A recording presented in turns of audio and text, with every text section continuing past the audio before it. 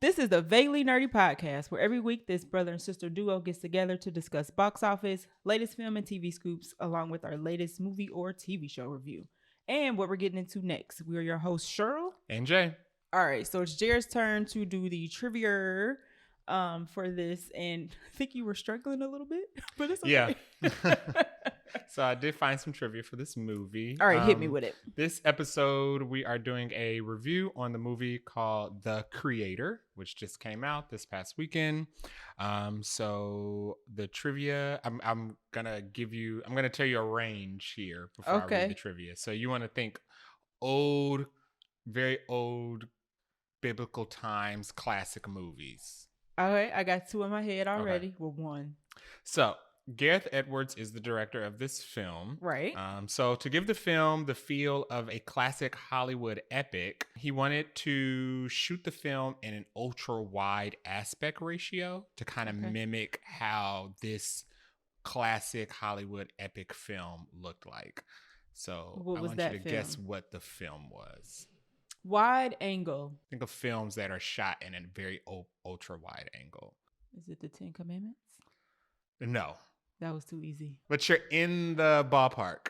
Ben-Hur? That wasn't biblical. Yes. Oh, it was Ben-Hur. Yeah, I was saying like around the time of biblical epics. Okay. But it was Ben-Hur. Ben-Hur was shot in 2.76 by 1 ultra wide. So that's like I was gonna say the aspect ratio was wide. Okay, I can see. Whenever we think of Ben-Hur, we think of that wide shot of the desert. There's another movie that does that. Maybe. What was the Quentin Tarantino movie? Was it The Hateful Eight? Oh, a lot of cowboy movies, westerns do that as well. So yes, that makes sense. Okay. Little throwback retro trivia for us. Yeah. All right. So let's get into the episode. Welcome, fellow movie buffs. I'm Jay. I'm Cheryl. Listen in as we break down movie and TV shows, tell you what's in the plot, and hear if we think you should have watched it when you had the chance. Dun, dun, dun.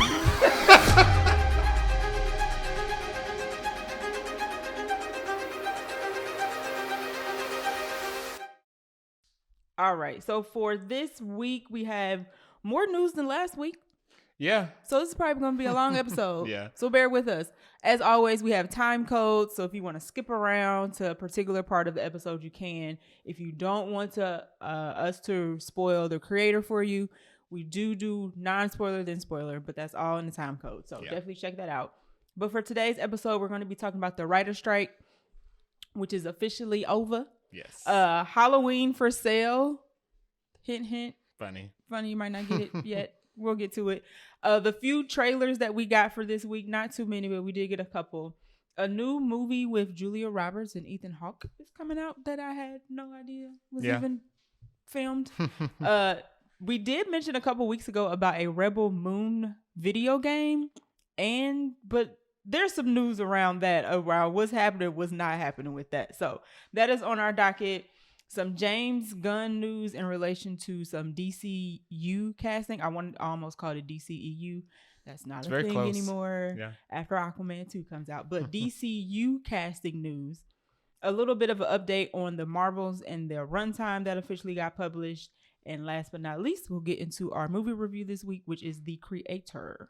The writer's strike is officially over. Yay! It was declared over as of midnight. September 27th? 12:01 a.m. I don't know September if that was 27th. LA time or Eastern time or Pacific time or Eastern time, but I have no idea. At some point. I think it actually matters according to the contract, what time zone, but whatever. It's done. It seems that they've reached a tentative deal, which lasts 3 years, which I initially thought was short for a deal, but somebody who knows more about it explained that all deals are typically short. Just 3 what years. happens is after the deal is over, they usually renegotiate, and that goes a lot smoother. Right. You usually don't hear about strikes happening. Okay. So the length of it isn't strange. Hopefully after these 3 years, it goes back to normal where they go back to the negotiating table. Because typically we don't even hear about it. Right. Typically we don't even hear about it. I mean, we might hear if they reach a new deal and they get something special in the new one. So the strike is officially over. They did come out with some new regulations around AI, which was the main part of the strike, the main reason they were picketing. Do you want to go over those? So new AI stuff that got included with this last deal was AI can't write. Mm-hmm. That was a big thing. Yeah. Basically, studios could not use AI to write scripts. Right. The companies can also require AI to write, which I didn't even know they were even. I'm assuming some of these things were added preemptively, so they don't say, "Oh, well, this wasn't in the contract, so we're doing it." So AI or companies can't require AI to write. So if a script basically needs to be written by a person, and you cannot say, "Oh, a portion of it needs to be AI generated." Right. Companies also must disclose if they are going to use AI generated materials in any of the scripts or plots or any of the work. So writers seem to be pretty happy about this deal. Based on what Twitter is saying, the film Twitter is saying, I don't think I've seen much or anything about a writer saying, but we didn't get this, but it didn't include that, or you guys left out, yada, yada. So the writers seem to be happy. I don't think any studio has come out and said anything about it, probably because they had to give what was required. Yeah, they had to really let up the reins on just rampant AI use that's unregulated. Also, one of the things that were included in the deal was that writers individually can use AI in their writing process. They have the right to do so at their own discretion. I think they have to. I saw that. I think they have to disclose if they've used AI in their writing. Another one I believe was also there was a guaranteed room minimum. Yeah, so there has to be a guaranteed number of, and we'll actually put the link in the show notes to the whole deal that's explained out. But there has to be, I think one of the things that we're fighting for, there has to be a minimum number of people in the room to write. Right. Yeah. Versus, I guess, they don't use as many writers, which kind of burns the writers out, I'm assuming.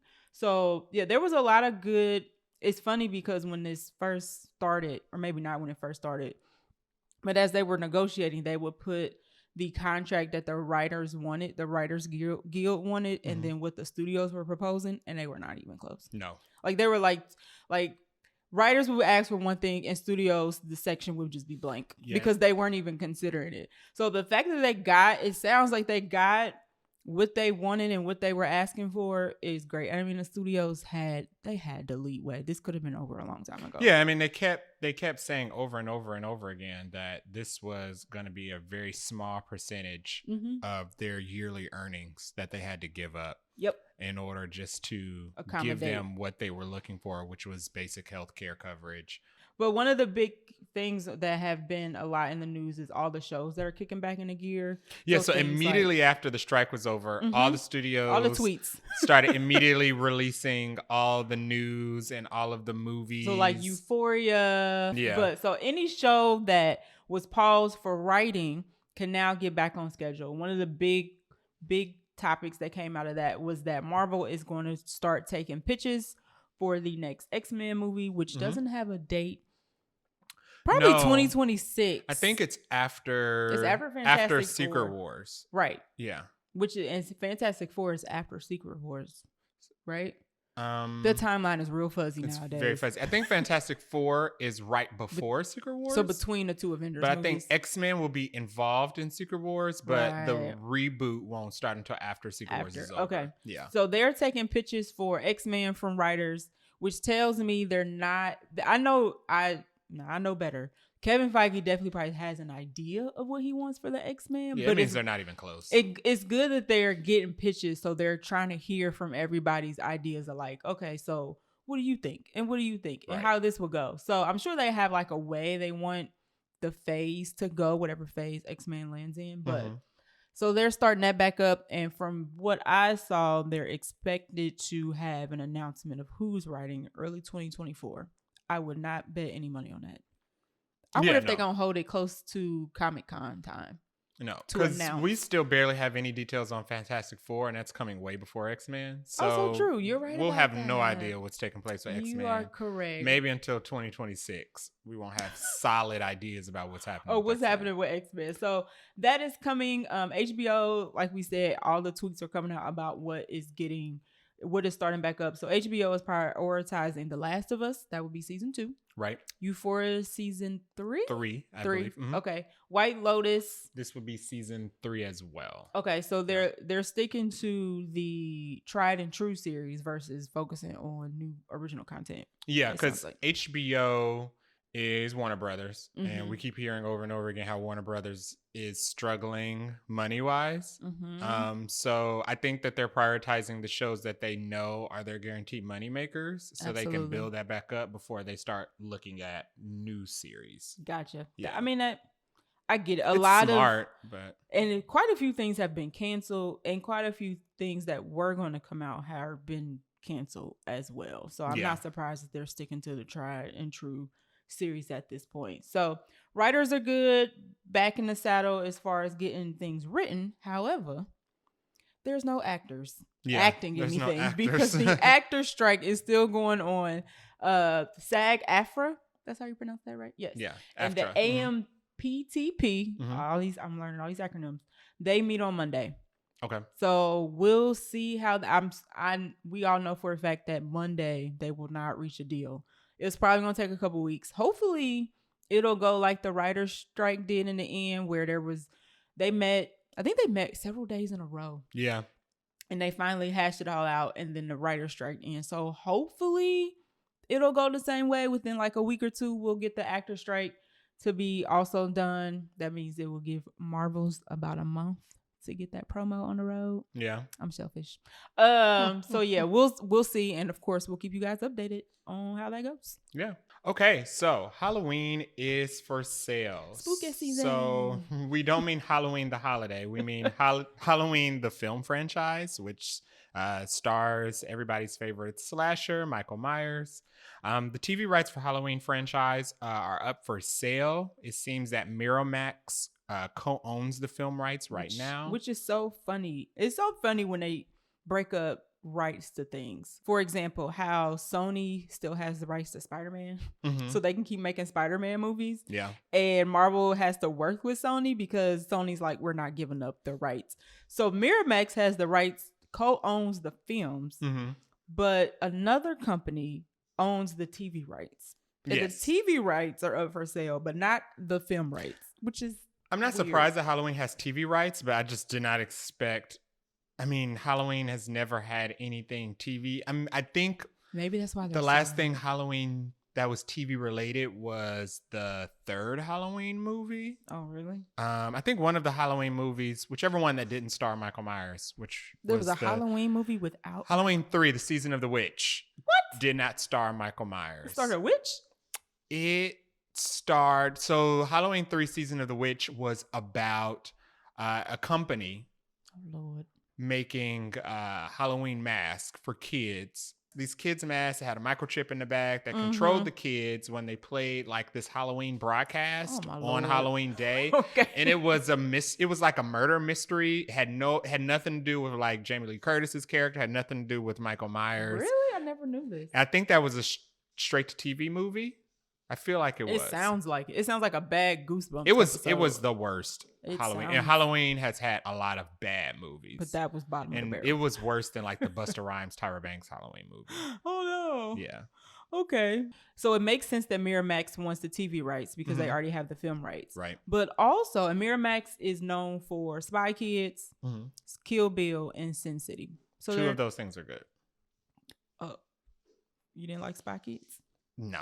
It's funny how I knew that's the one you were talking about. I was not a Spy Kids fan. So Miramax is trying to get the rights, and also, which I thought was interesting, A24. It's very interesting. Because A24, if you listened to this podcast before, they are the horror people. Yeah. The indie horror people that have been putting out good horror movies. Yeah. Barbarian, Talk to Me, others that I haven't seen because I don't watch horror movies, but I know about them. Hereditary. Hereditary. So honestly, if A24 put out a Halloween TV something, I'm sure it would be good. Oh, it'd be amazing. And A24 doesn't have, it's a smaller production house. Yep. Halloween does not require a lot of money to make. No, horror is known to be cheap. They have, the board is clean for a reboot. Like Jamie Lee Curtis is not coming back. None of those. She says she's done. And the way it ended, she definitely deserves to be done. It definitely the way Halloween Ends ended. Yeah, that didn't seem to go over well. They have to reboot it. Okay. So they can't, there's no way they can bring Michael Myers back after that. You described this to me and I was like, huh? So spoiler alert, 3, 2, 1. Halloween Ends ended with them killing Michael Myers and putting his body in a grinder and it ground him into nothing. Meat. So he's gone. So supposedly it's a horror movie. Come on. Right. So if A24 gets those rights, I think they would do a good job. They have a very solid track record. I don't know if Halloween needs to be a period movie. Okay. I mean, maybe they could do like a TV show based on when it originally took place. Okay. Like the very first movie, and then reboot from there. Because I feel like sometimes they like to put movies in the past because they like to set it in a time where certain things weren't a thing, like technology. Yeah, because that makes it scarier. I think Friday the 13th is getting it was confirmed Friday the 13th is getting a TV series. Friday the 13th is Jason. Right. He's getting a TV series. With the holes in his mask. Right. The hockey mask. There it is. I was like, which one is that? I'm not sure if that's going to be set in the same time period, but I don't know. I guess it could be interesting. I wonder why they don't. Now, do they not rehash Freddy Krueger because of the kids? Because that's like they stay doing Halloween. They stay doing Friday the 13th, not as much as Halloween. But I always, and I say that as if I'm going to go see it. But it's interesting how Freddy Krueger never gets the same treatment. I don't know why that is. The last Freddy Krueger movie was the Nightmare on Elm Street reboot, and the guy playing Freddy was Rorschach from Watchmen, the guy with the mask, that change shapes. Yes, okay. That didn't go over well, so I'm not sure. Maybe they just. I think they're just focusing more on more original horror films. Okay. And slashers just aren't as scary anymore. Okay. They're very tropey and they hit a lot of the same marks. They do it just in a more modern setting. But I don't know why they don't share the same love with I'm not advocating because the last thing I want to see. Would you like more Nightmare on Elm Freddy Street Krueger commercials during spooky season? Like, it's already about to be that time where I'm going to have to like skip all the YouTube ads, fast forward, put stuff on mute. I'm not asking for it. I was just curious. Yeah. So I would look forward to something new coming from Halloween. Not anytime soon because Halloween literally just ended. Yeah. And just because it's up for sale doesn't mean they have plans to do something with it right now. It just means that they want to hold on to it. Right. For a little bit. And not let anybody else do anything with it. Kind of like how Sony does Spider-Man. Yeah. I mean, right. Do everything with the villains nobody cares about and then do good Spider-Man movies. Odd. We got a trailer for Disney's new original animated movie, Wish. This movie releases this year on November 22nd. Thanksgiving. It's a Thanksgiving movie. It stars Ariana DeBose. Napoleon is also a Thanksgiving movie. I just thought about that. Yes, Napoleon is also a Thanksgiving. What an interesting contrast. Two entirely different like audiences, though. So separate. Yeah. Although I don't know if I want to see Napoleon after eating my dinner, but who knows? Wish is more palatable, I think, after a full. There's a lot of Thanksgiving movies coming out. There's Wish. There's Napoleon. There is Hunger Games will be out by then. Hunger Games movie. There is the Thanksgiving slasher movie. Oh, right. So interesting. It'll be interesting. It's going to be a fun time at the movies. It'll be a box office Thanksgiving for sure. So Wish stars Ariana DeBose, who just won an Oscar for her performance in West Side Story. Yeah, Academy Award for Best Actress in a Supporting Role. Look at me not knowing my news. Chris Pine is also in this movie. Chris Pine is known from being a lot of things. He was just in the third Wonder Woman. He's also Captain Kirk in the Star Trek series, which we might be getting another one. Oh, we don't know yet. I have not seen any of those. You haven't seen any of those? I knew he was gonna say that. Those are good. I know. And I'm not a classic Star Trek fan because it's just a little too slow for me. No offense to those. I know there's Trekkies don't be on there. Don't be in our reviews upset.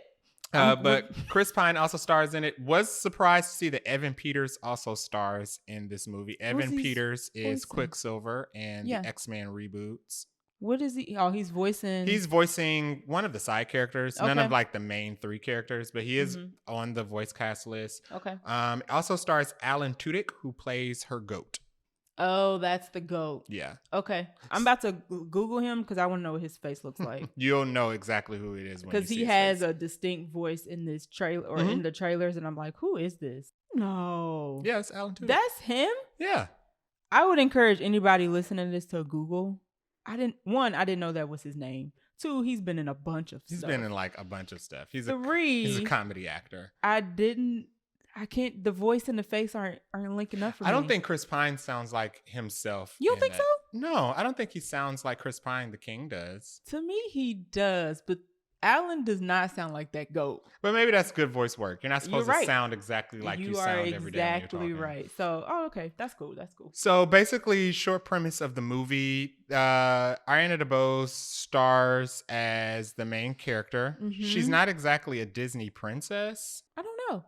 So she plays a character named Asha, who is a apprentice to Chris Pine's character, who plays the king of this kingdom. Okay. And it's his job to grant the wishes of the constituents. Mm-hmm. Basically, when you live in this kingdom and you make a wish, your wish goes in like to this little orb, and it goes to the king, and the king is the one who grants the wish. Right. The latest trailer makes it seem like he's choosy. Yeah, so he's a chooser king. Chris Pine's character is positioned as the villain in this movie because he says he picks and chooses depending on what wishes he thinks are good enough for the kingdom or for the betterment of the people. Which is funny because somebody's tweet said, I actually don't see a problem with this. Yeah.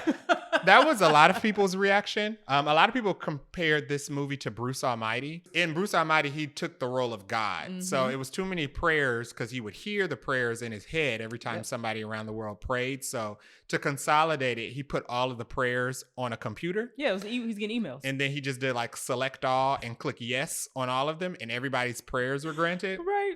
And the world was like falling apart. So a lot of people were like, yeah, I don't see the issue with picking and choosing whose wishes to grant because you can't grant everybody's wishes. Right. Also, a lot of people were comparing it to Wonder Woman 1984.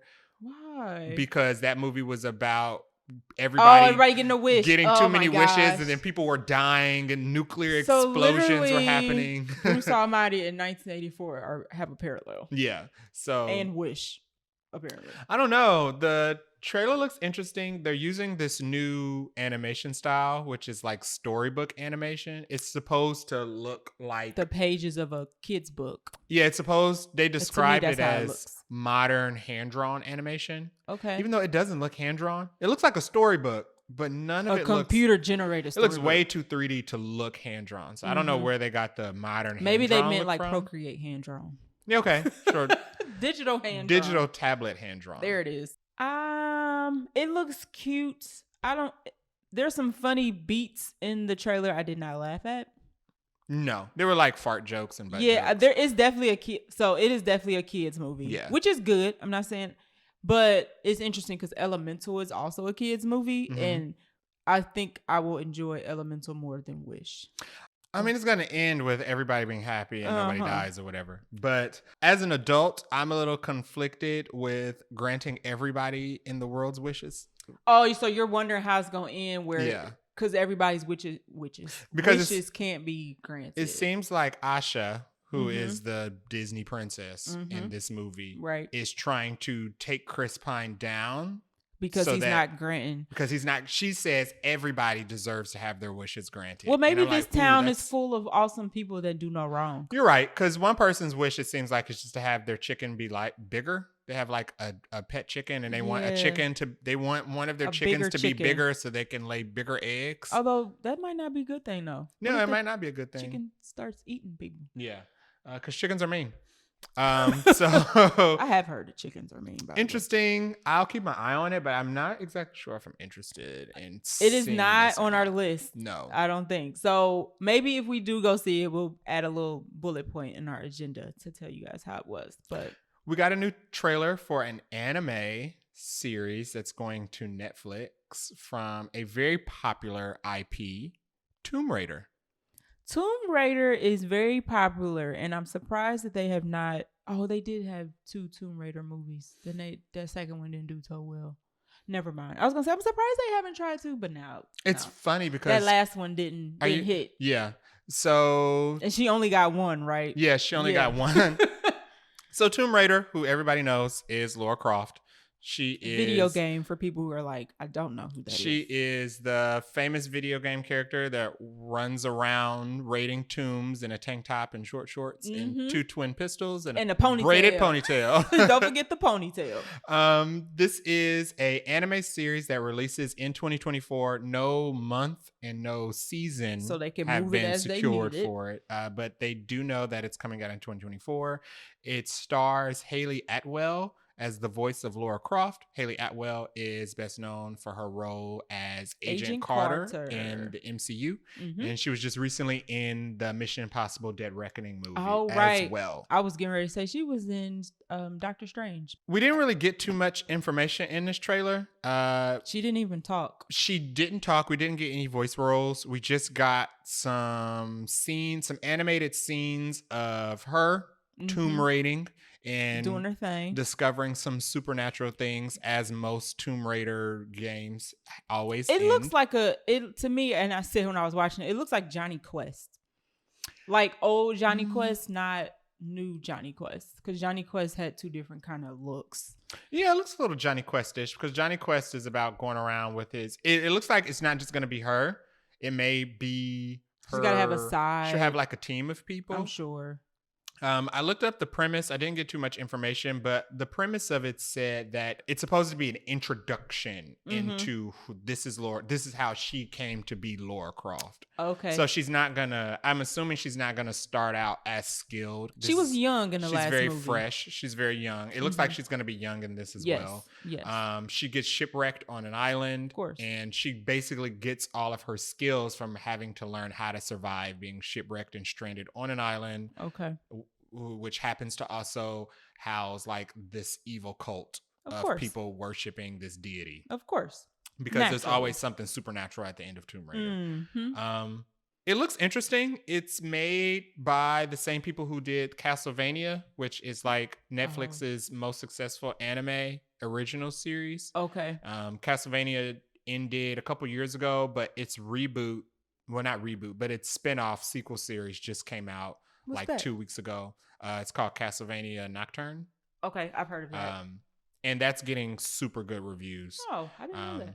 So I think you would really like Castlevania. Like, I think you would really enjoy Castlevania. Is it kids or it's just animated? It's adult animated. Okay. So it's like Arcane? Yes. Which I need to It's finish. like Arcane, but gorier. Okay. Yeah. I'm okay with that. So you would really enjoy Castlevania. It's going to be really hard. I feel like anytime something Tomb Raider comes out, everybody's going to compare it to Angelina Jolie. Yeah, because she was After the first. all this time, people still are like, but is it Angelina Jolie? I mean, she looked the part so well. Yeah, and she acted that part really well too. The movies were varying degrees of taste, but they were movies. Angelina Jolie she's like any action role that you give Angelina Jolie, she's gonna kill. Salt. You have Tomb Raider. You have Salt. Eternals. You have Wanted. You have Eternals. So it's gonna be compared to Angelina Jolie. Hopefully this isn't, because it's animated. Right. So. But every video game to whatever else adaptation is always hard to do. Whatever is about that transition of taking something that's a video game and turning it into a movie or a series. I'm not sure what it is, but there's a secret sauce there that very few places are able to get. I think because video games are longer. Typically, video games are like 40 hours long. You're so right. There's a lot of writing that goes into that. A lot of characters are usually in video games. Right. So when they try to turn it into a movie or a TV show, they have to cut a lot of that good writing out and make it simpler. And that's usually why like it's a 2-hour thing. You're received right. as well. You're right. So. Although Uncharted, I only know Uncharted from seeing you play Uncharted. I feel like that was a good transition. I feel like Tomb Raider is easier to do that though. Tomb Raider is easier to make because you just have to basically make a movie about archaeologist. Yeah. Doing things and then add a supernatural element. Boom. Yeah. Movie. Yeah. Last trailer on the list, Argylle. So this came out a couple days ago. Okay. And I saw it and I was like, it's interesting. Jared hadn't said anything about it. I wonder if he watched it. And y'all was like, did you watch the trailer? Like, yeah. And I was like, uh-oh. You ain't said nothing about it. It stars a heck of a lot of people. You want to read that list off? Sure. So the Argylle cast list. And preface this by saying this is a Matthew Vaughn film. Matthew Vaughn did the Kingsman movies, which had a long cast list. So he's one of those directors who cast a long list of actually known actors. Right. So this movie stars Henry Cavill as Agent Argylle, who is listed as the main character, but I'm not exactly sure. You have to watch. We'll explain the trailer. Bryce Dallas Howard. So Henry Cavill, Superman, and The Witcher. Right. Bryce Dallas Howard used to be The Witcher. Shame. Bryce Dallas Howard, who we've recently seen, also used to be Superman. Go ahead. Who else used to be Superman? No, he used to be Superman, and he used to be The Witcher. Those are two roles he is no longer in. Bryce Dallas Howard, who we know from the Jurassic World trilogy. Sam Rockwell, who has been in a lot of stuff. Charlie's Angels, The Green Mile. He was in The Green Mile. Also in Iron Man 2. Yes. Iron Man 2. Bryan Cranston, who's known from Breaking Bad and Malcolm in the Middle. Catherine O'Hara, who's known for being Catherine O'Hara and from the mom in Home Alone. And I forgot she was in Beetlejuice. Oh, yes, sir. She sure was. Pop star sensation Dua Lipa, who is one of Cheryl's favorite artists. Dua Peep in the house. Her little bob looked cute in that trailer, by the way. Ariana DeBose again. So she's securing double features. Okay. I was like, I don't know who this is because she's only in it for like half a second. Yeah. Okay. John Cena, who's known from being John Cena, WWE, and Peacemaker. Yep. Samuel Jackson. I don't have to tell you who Samuel L. Jackson is. Jack. Sophia Boutella, who is from the second Kingsman movie. And she's also the main character in Rebel Moon. Is she? And The Mummy. There it is. I was like, nope, there's something else. The Mummy. You got it.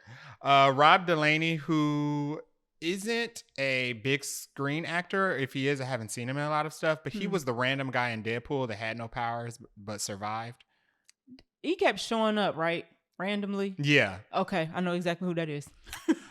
Jing Lucy, who is from Crazy Rich Asians. And a cat named Alfie.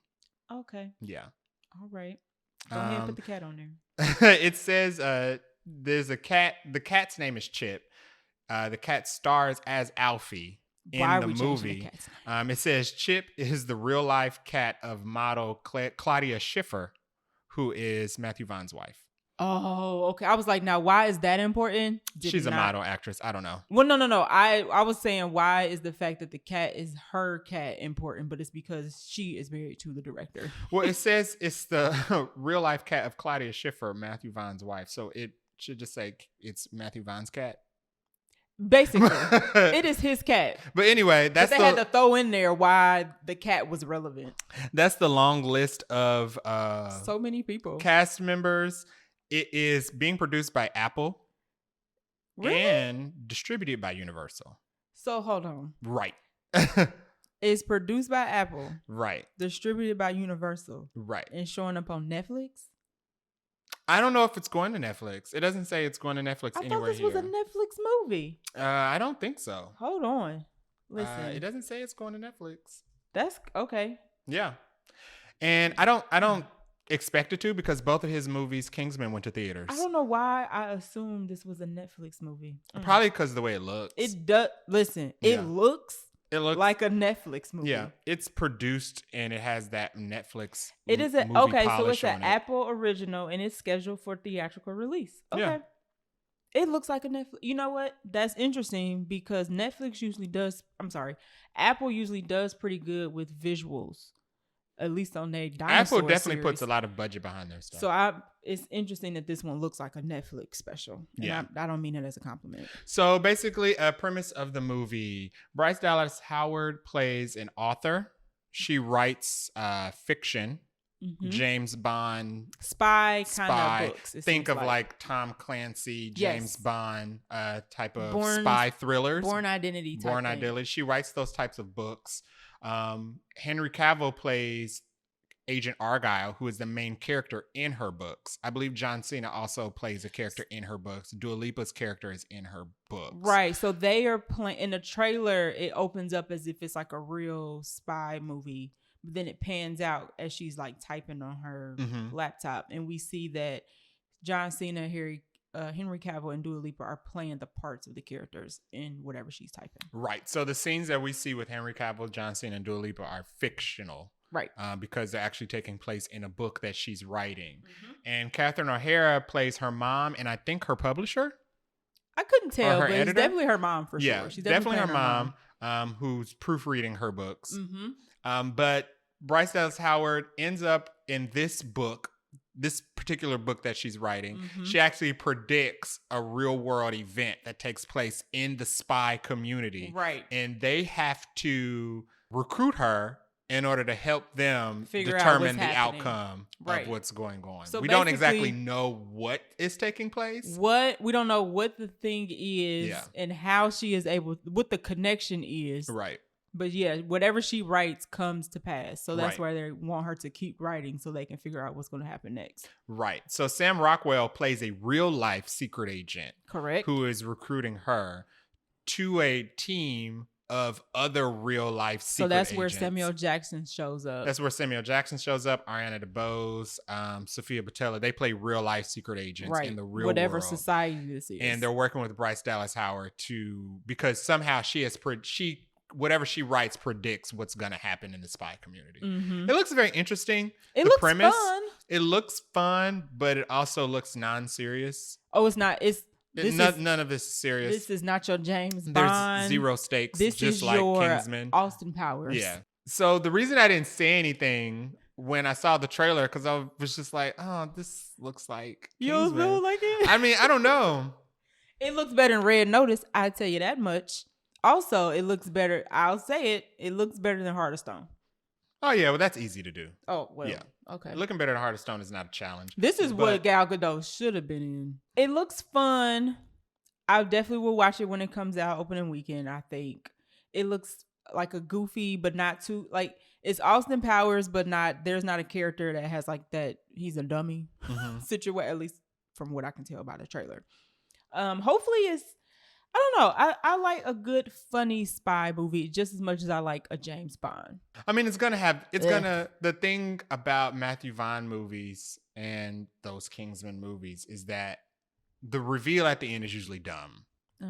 Yeah. Yes, because in the trailer, it seems like they say, do you want to know who the real Agent Argylle is? Yeah. And everybody has this look of like shock.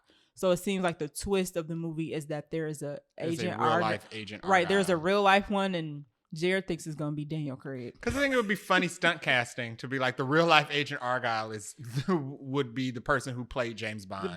And I can see Daniel Craig doing it because he's kind of a cool guy like that. This movie didn't get a lot of reactions when it dropped. Most people just focused on the fact that Henry Cavill's haircut was so bad because he looks like a celery stick. He looks like Beavis. He looks like Nino Brown. Is it Nino Brown who I'm thinking of? You think his haircut looks like Nino Hold Brown? Hold on 1 second. No, not Nino Brown. There's a character that Wesley Snipes plays, or a black actor plays. From Demolition Man? When he had the blonde hair? There it is. I was like... When he had the blonde hair? Yes. He does. He looks like that, but with black hair. I was like, what? He looks like something I have seen before, but I couldn't Something about his haircut in this movie makes his teeth look bigger. Like his two front teeth look bigger. I mean, he's also like they cut his hair. They cut his hair to accentuate his buck teeth, and I feel like that's they could be so veneers, bad. Maybe. But he does. He looks like Beavis from Beavis and Butthead. They gave him the Beavis haircut. Yeah, okay, you don't look that bad. It's bad. I feel like but who was Demolition Man is a little better, but so hopefully, I mean, the movie does well. It just seems like a lot of people focused. All of the conversation was about how Henry Cavill looked. He looks goofy, and I get that a lot of the focus would be around Henry Cavill because after all of the DC EU controversy and the Witcher controversy, everybody's been wondering where he's gonna be, where he's gonna show up next. And it looks like it's here. He looks like he's gonna do fine in the movie. Yeah, it's nice to see him being in a movie where it looks like he's gonna have a good time. Yeah, it looks like he's gonna have a good time. And if he can pull off being goofy, and like we've seen him be serious, and we've seen him play a bad guy. from Mission Impossible. Yeah. And then he can also do Goofy. He's kind of well-rounded in that aspect. So maybe he'll be, in more stuff. Yeah. So short story, I'm not excited about it, but I'll see it. I am more excited about it, I think, because it looks fun and goofy, and it's got all these people in it. On to another movie. We have Leave the World Behind, which I did not know is another movie based on a book. It is based on a book. That was written by Ruman Alam. It just released in 2020. I don't know whether it's good or bad when they make a movie based on a book that just came out. I was going to say, it seems like books that have come out within the 5 years or movies are getting made on books that have just come out within the last 5 years or so, which is interesting. Like Hunger Games, The Ballad of Songbirds and Snakes is a movie that just came out within the past 5 years. I don't know. And they've already made it a movie. This movie stars Julia Roberts, who's known for being Julia Roberts. Hello. Aaron Brockovich. Hello. Ethan Hawke, who's known for being Ethan Hawke. Mm-hmm. So Mahershala Ali, who at this point is known for being Mahershala Ali. So we got heavy hitters. Boom, boom, boom. Yeah. It's executive produced by Barack and Michelle Obama. More heavy hitters? I didn't know they were doing movies. When we get into the premise of it, I'm very interested in why. Like, what about this drew them to be producing? I mean, I'm not saying there's anything wrong, but I just found that to be an interesting choice. Have you already been president and first lady? Like, now we're just doing... Because I know... We're just doing goal things at Barack this point. and Michelle have been backing a lot of documentaries. Yes, which is why I didn't know they were also doing just, you're just straight movies type things. Do you want to do this? Because you brought this to my attention. Yeah, this came up on my timeline and only because Variety, I didn't see anybody else talking about it, but Variety had posted a first look about this where it listed who was in it, who produced it, and it's about and I didn't read anything about the book because I don't want it to be spoiled. Because sometimes when you look up the source material, somebody just lays it all out, and you're like, I didn't look up anything about the book. I didn't want to know that. Yeah. So it follows a couple as they embark on a woodland getaway. Yeah. So it looks like they're going on some sort of retreats in the woods. I read somewhere where it says they're renting an Airbnb. Okay. Yeah. So sign of the times. Yeah. So they're on some sort of vacation getaway in the woods, and it's happening while an uncertain devastation sweeps the country. So according to Variety, it's an apocalypse movie. Yeah. Specifically a cyber attack. Oh, I didn't see that part. Yeah. So the world is experiencing some type of cyber attack, which makes sense because there's not a trailer or a teaser for this movie yet. Just pictures. There's on YouTube, there's a very small clip of the teaser. Oh, okay. And in the teaser, Julia Roberts is standing in the middle of an abandoned road that is full of Teslas, and they're all powered off. So it seems like everybody in the world has a Tesla, and they just abandoned it in the middle of the street, which kind of makes sense with the cyber attack because I think Teslas can be controlled remotely. Probably. I know they'd be driving off a cliff. So yeah, it's some type of cyber attack that is causing a world-ending event. Okay. Yeah. I knew it was an apocalypse, but I did not further look to see why once again because I didn't want to get spoiled. Yeah. But the director, I don't know if he's the director and the creator, but the creator of this is Sam Esmail. Mm-hmm. Who also did Mr. Robot, which I did not watch, but I was gonna say I know it is so good. It is very popular. Yeah. That starred Rami Malek. Mm-hmm. So and it was about hackers. So that makes perfect sense. Yeah. As to why he would be a part of this. Yeah. It sounds interesting. Interesting one because of the cast. Interesting two because of who is executive produced by. Mm-hmm. And granted, we might not know how much they executive produced, but. You sold me. Sorry. I'm already sold. It's too late. I'm all in. The premise sounds good. And then I didn't watch Mr. Robot, but I know how much you liked it. So that also kind of made me go, Yeah, there's no trailer. There's no trailer, but there are screen captures that make it look like it has that Knock at the Cabin vibe where it's kind of dark. It's going to be dark. I'm assuming the whole film is going to be isolated to these 4 people One in location. This Airbnb, and they're going to have to experience. We're going to get the apocalypse from their perspective. Kind of like in this secluded what's the space. Movie with John Goodman and there was Cloverfield Lane. Yes, it looks a little Cloverfield-y. So we don't even know if it's if it's just a cyber attack, or if there's anything like Stephen King as supernatural going on. I could see that. But it's scheduled to premiere at the AFI, which is the American Film Institute Fest, in October 25th of 2023. And then it releases on Netflix on December 8th. Netflix it's so funny how Netflix is like, we can buy all these popular movies, but we don't want to pay. I find it interesting that actors. there's no news about this getting a limited theatrical release. Yes. Because a lot of people are comparing this to Don't Look Up, which was also a Netflix movie, which got like a lot of Oscars chatter. You know, they always change their mind, because remember, Killers of the Flower Moon wasn't going to get a release, and then they were like, oh, wait a second. So it could.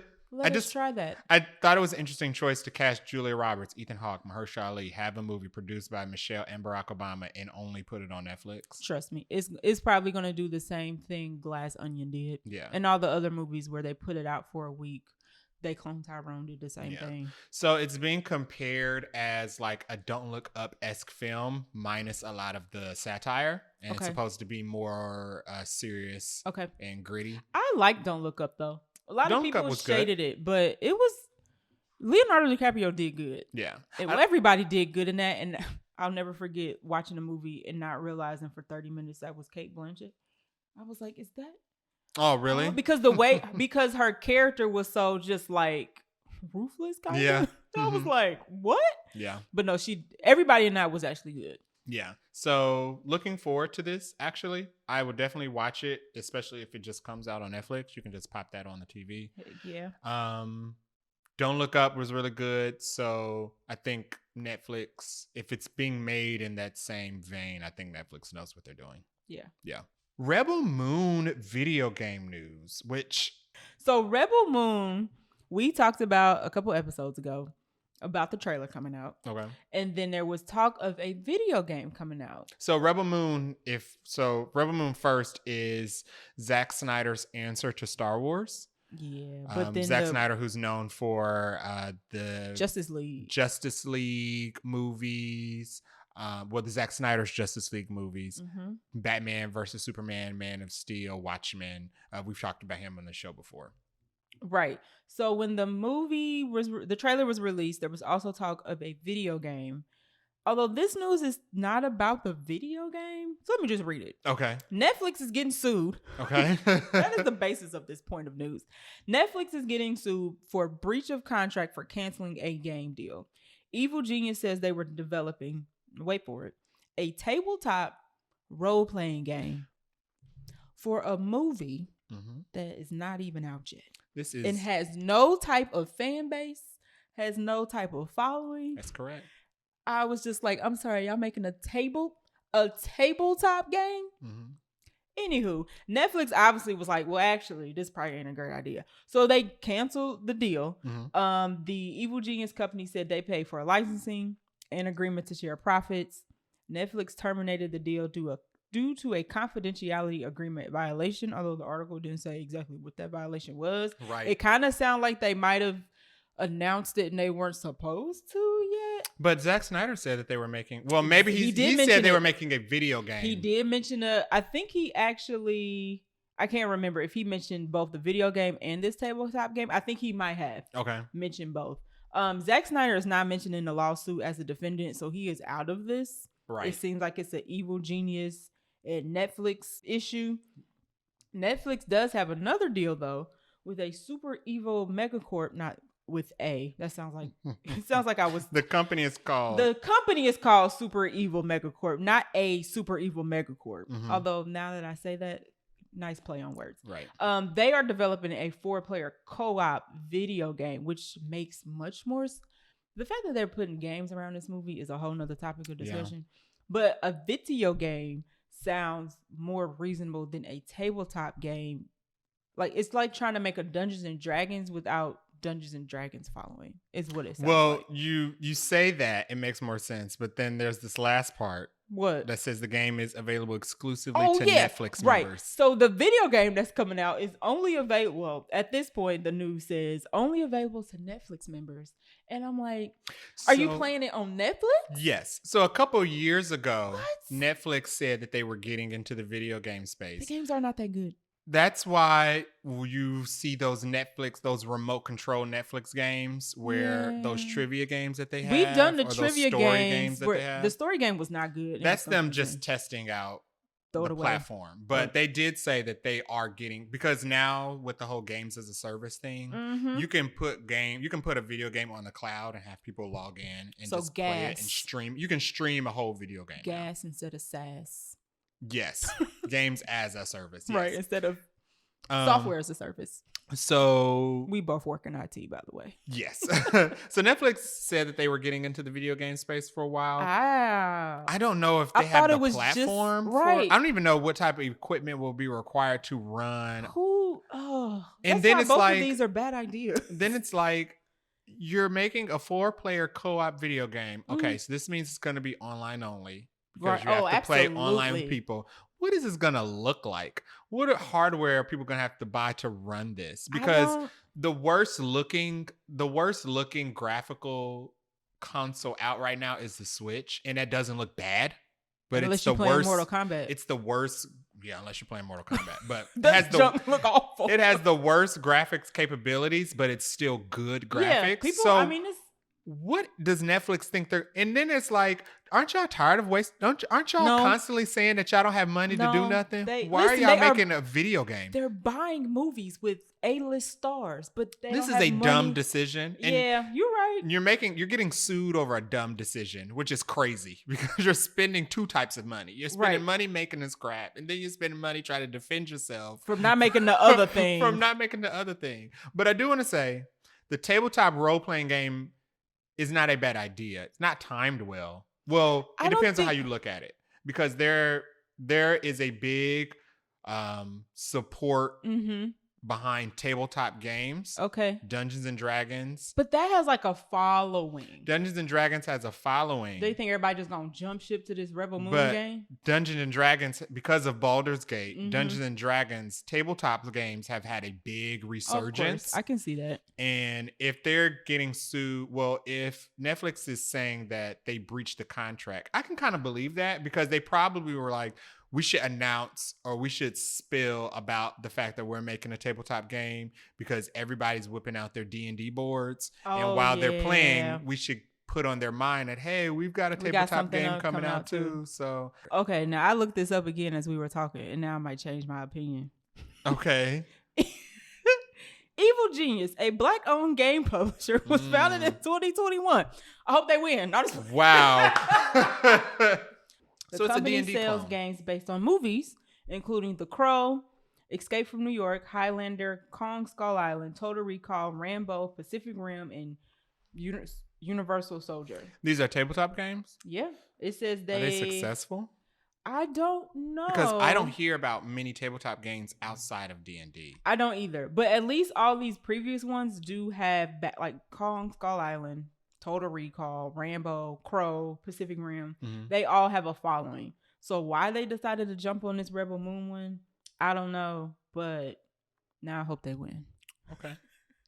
James Gunn has confirmed some DCU castings. I'm going to read these off to start. None of them should be surprising. And then I'll say why none of them should be surprising. One of them I don't even know, but go ahead. So these are people that James Gunn himself confirmed are already existing in other DC characters in DC films. They're just going to migrate over. He's going to Noah's Ark them, and move them over into his new. So to give a little quick backstory, DCEU is the series of DC movies that are coming to an end once Aquaman 2 comes out, and then when James Gunn starts, he's now the head of DC. Henry Cavill's Superman, right, to Aquaman. That's coming out in December. Those Correct. Are all the DC DCEU movies. And then once James Gunn starts with Creature Commandos, is that what it's called? And Superman Legacy, those will be the movies that kick off the DCU. And that's why he's now the head of DC. So that's why he's restarting this whole thing. Yeah. Sort of restarting. So James Gunn has confirmed that Viola Davis will be returning and still be reprising her role as Amanda Waller. In the DCU universe, Amanda Waller is not owner, but she runs the Suicide Squad, which just... I was trying to think of a Marvel. She's the Nick Fury, but way meaner. Yeah, she's like the evil Nick Fury. There it is. But she works with villains instead of working with the heroes. Right. John Cena will be returning as Peacemaker, who he was Peacemaker in his own Peacemaker series, which was on HBO. People loved it. And he was also Peacemaker in the Suicide Squad reboot with Idris Elba. Mm-hmm. Freddie Stroma, who is playing Vigilante, he was only in the Peacemaker show. Okay, I was like, that's why I didn't know who he was. Was like his sidekick. Okay. Zolo Miraduena, who we just saw as Blue Beetle. Mm-hmm. And those so far are the only confirmed people that will be reprising their roles in James Gunn's new universe. This is not surprising. What I am surprised by the fact is that Margot Robbie is not on this list because she will be. Mm-hmm. Because what everybody said from the very beginning when James Gunn came in and said he was going to reboot, everybody said, bet you don't. Everybody said, bet you don't. Everybody said the only thing you're going to reboot is stuff that you did not personally have a hand in. The only people you're going to fire are the people that you did not personally hire. The big gripe that people have is that he's only doing a soft reboot. Yeah. Which basically means that he's picking and choosing, Mm-hmm. what characters carry over and the actors that play them carry over. So obviously he's totally getting rid of Henry Cavill as Superman. Totally getting rid of Ben Affleck as Batman. Mm-hmm. We don't even know if Aquaman is even going to make it into this next iteration. No, that's confirmed. Aquaman is not coming over. Right. Not this iteration of Aquaman. But then he's doing things like Blue Beetle gets to stay. Yeah. Amanda Waller gets to stay. Peacemaker gets to stay, but we're going to cast everybody else around them. It's kind of like you were to reboot Grey's Anatomy and then ask Patrick Dempsey to come back as McDreamy, but he's not dead. And you're like, huh? You're like, no. This is a different story. Yeah. It's the same character, but a different story. And everybody's like, but he's dead. But like, no. This is a new line. It's a new timeline. It's a new universe. He's not dead. And you're like, my brain hurts. So the way that James Gunn has explained it is that the characters will be returning to play the same characters. Mm-hmm. The story beats that that are personal to that specific character will last. However, the movies that they came from don't matter. So Viola weird. Davis will be Amanda Waller. We'll still know that Amanda Waller, even though this universe will not have a Suicide Squad yet that we know of. Right. Amanda Waller will still be running the Suicide Squad. Because that's her character's backstory. But it doesn't mean that the Suicide Squad movies matter. Right. They Blue don't. Beetle, he literally said they don't matter. Jaime Reyes and Blue Beetle will be playing Blue Beetle. Mm-hmm. He'll be in the universe as an already developed Blue Beetle. But it's as if this movie, that movie didn't exist. He didn't have an origin movie. He was just already developed. That's weird. So I'm supposed to see him as Blue Beetle and Superman. I'm making this up. And not go, well, where's his family at? But technically, his family, none of that happened because that didn't exist. That's why I said That's why I said, everybody said they love the family. I was like, don't expect this family to come back, even though this family is great. This family is not going to come back because they already said that the story of Blue Beetle does not matter. I mean, you have it. He confirmed that anything prior to Superman Legacy and Creature Commandos is not canon. Yeah. And if people are like, what's canon, what's not canon? So canon means it happened in that universe. It matters. It matters. Not canon means it don't matter. Right. So, canon would mean like everything. Canon is that everything in Star Wars still matters. Right. Right. It's kind of like, to put it to Marvel, what if is your non-canon stuff and everything else is canon. It's your side stories that are fun. Right. So what if is kind of, basically, what if this happened? What if that happened? They kind of playing around with different plot lines, but it doesn't matter to any. You could not watch What If and be fine. Right. Because it's not canon. This is confusing because one, it's not What If, and they're not saying, well, everything before is like a What If episode. These were full movies. Some of these movies are recent. Now, Superman Legacy is not coming out until 2024, 2025. I think it's 2025. Okay. So there's some time between that. But in comic book world, that ain't enough time. Nope. People are going to ask where Jaime's family is next time we see Blue Beetle.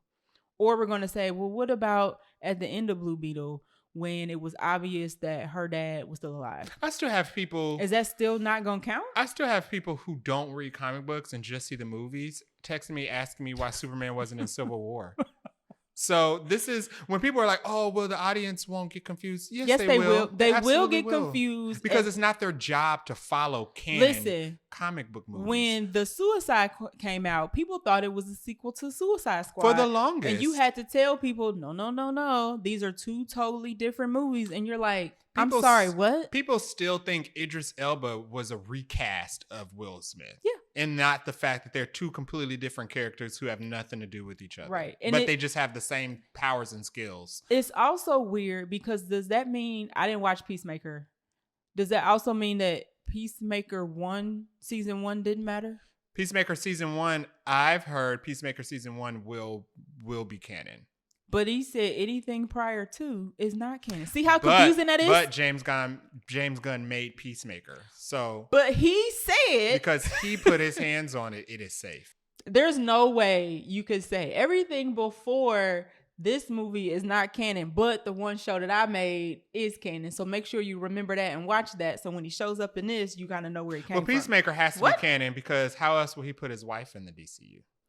You know what? If Peacemaker's not canon. This is confusing. He has to find a new role for her in this. So some people had the comeback of, well, it's kind of like Deadpool. What's his name? Who plays Deadpool? Charlie Cox. Ryan Reynolds? No, not Deadpool. Daredevil. Okay. Sorry. It's kind of how the guy who's playing, I can't think of his name, I'm blanking. The actor who plays Daredevil is playing Daredevil Charlie Cox. Again, but it's not the same Daredevil. And I'm like, the time between that has been pretty long. Yeah, and we're not saying this is just a DC only issue because Marvel's doing the same thing with Daredevil. Because it's I don't know. It's different. It feels a little different though. They're keeping everything you know about specifically Daredevil, not the show. Not the show. So it is the same. Yes, he's blind. Yes, he's a lawyer. That's all that they're keeping. Basically, because of the character. And he's Catholic and he's troubled. Those are the only things. His relationships and his love interest and his friends, all of that is going to be different. But it will be like if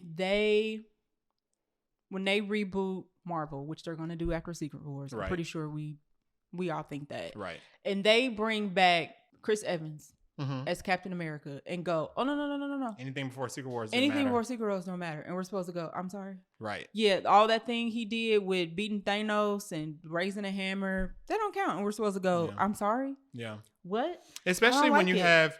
At least Daredevil had like a nice gap in between where some people haven't even watched the first Daredevil. Raising my hand. I know it's sad. Well, it sucks for the people who liked those DCU movies and don't really care about who's making the movie, and they just want to continue. Just like the characters. Yeah. You're telling them that they have to forget. Yeah. And not stop watching those movies, but just stop act taking like they don't exist. Stop taking those films that you like into account when you go forward, which is kind of rains on the parade a little bit. It does rain on the parade a little bit, but we'll see how. I mean, we knew this. We have some time. This is not surprising. We knew when he fired Henry Cavill because it's not his version of Superman, and when he cast somebody who was like 3 years soft younger. Let go of Ben Affleck, even though Ben Affleck was like, I wasn't even interested in the first place. You can't fire me from a job I didn't want. And when we still don't know, it's still like up in the air whether Gal Gadot is coming back or not. We knew then that James Gunn was saving his people, and that was just it. Gal's gonna come back. He could bring Gal back and go, oh wait, no. This is this Gal Gadot as this Wonder Woman. Forget about the previous 2 movies you already seen. And I'm fine with Gal Gadot coming back as Wonder Woman because a lot of people say she's that a fine Wonder Woman. She's too old to be Wonder Woman for the people he's trying to cast as Batman and Superman. They don't look that much different in age. They don't look that much different in age. Gal Gadot does not look like... You can't put... She don't look 65. Yeah. Gal Gadot doesn't look like an old lady because you put her next to a 30-year-old or something. Right. Like and 30-year-olds play 20-year-olds in Hollywood. I'm okay with Wonder Woman being older than Superman and Batman because she's supposed to be like this. She's old. She's supposed to be a goddess that's been on Earth for like 900 years. Yeah, so I'm fine with her. She's not even normal human. And I'm also fine with Wonder Woman being out of the trio, being the more mature one. Hello. I'm absolutely fine with that as well. Yeah, Yeah. I'm okay with Gal Gadot reprising her role as Wonder Woman, even though she's older than Batman. I would advocate her coming back as Wonder Woman, just because everybody doesn't need to be the like, same age to be. That's not how the real world works. Most of my friends are much older than me, but we all bring different perspectives to the group that make us a good friend group. It's going to be really interesting of course, we're going to follow it. It's going to be really interesting to see how DCU shapes out. Whether right now with Marvel you are good, bad, or indifferent towards it, I am so glad Kevin Feige stays off Twitter. Yeah. He just be like, just give me my little interview, give me my little hat, give me my little red carpet, and I'm just going to stay off social media. The Marvels runtime. So The Marvels is the latest entry in the MCU starring Captain Marvel, Monica Rambeau, who is Tiana Paris reprising her role from WandaVision, and Iman Vellani, who's reprising her role as Miss Marvel from the Miss Marvel show that was on Disney+. We got some news that this movie has a runtime of 1 hour and 45 minutes, which makes it the shortest MCU film to date. And people are having a fit. I'll let you go first. People are having a fit. Let me say they're not having a fit. People are bashing this because they're like, oh no, it's not going to be good. But let's preface this by saying people are already hating this movie because it stars 3 women and it is directed by a woman. Yeah. So I'm not even taking any of that into consideration. Yeah. If you listen to this podcast, you already know I am super amped. I changed my wallpaper on my phone to the new movie poster. But the biggest thing about this hour and 45 minutes is the fact that one of the most beloved MCU movies, Deadpool, is an hour and 46 minutes. But that movie stars a man. Oh, excuse me. You're right. Yeah. Right. So because there's no issue with that. Because it stars Ryan Reynolds, who's a man, it can be an hour and 46 minutes. And because the movie that stars all women, it can't be an hour and 45 minutes because that means it's the worst movie. If it's a movie with the superhero guy and it's an hour, it could be 38 minutes. Hour and 45 minutes. It's good because that's him doing his best. If it's a movie about a woman, it's an hour and 45 minutes. It's because they're not doing enough. Yeah, it's not. Yeah. They're gonna rush it and they're gonna. I'm like, we haven't even seen this movie, y'all. Let me tell you something. Can we wait until Deadpool is a good movie. Was not that good. I wouldn't sit and watch it again. It wasn't the best superhero movie out. No. It's not even in the top 20 superhero movies that have been put out, but it was a really good movie. It was good. It was helped by the fact that it was short, because the big issue with Deadpool 2 is that it was longer and they put too much in it. It was too goofy. Exactly. It was too, I was like, I can only take this goofiness. The detracting factor in Deadpool 2 was the length, because they amped up the length. Too much Deadpool is not a good thing. You're right. Because he is that kind of zany, goofy, kind of super, out of the box, different superhero or Deadpool is or good whatever. In small doses. And the Marvels, if anything, what this will do this will keep the movie tight, concise, and increase its rewatch value because it's not 2.5 hours long. Right. And I would rather a movie be too short than too long. This increases the amount of times they can play it per day in theaters. Sure does. It's already going to get all the screens because that's what Disney pays for. Right. And it's a Disney puts out a movie, you give Disney the screens. I mean, it's a blockbuster. If you ever want to work in this business again. Right. They don't play about their screen time. So when I heard that it was an hour and 45 minutes months ago, and they tried to... They leaked it. They tried to do damage control and be like, oh, well, that's unconfirmed. I was like, why not confirm it? Let it be an hour and 45 minutes. I think that's great. I'm fine with a shorter movie. Yeah. We have talked on this podcast before about how movies are getting just a touch too long. There's a difference between Oppenheimer being 3 hours and being a great movie and Blue Beetle being 2 hours and too long.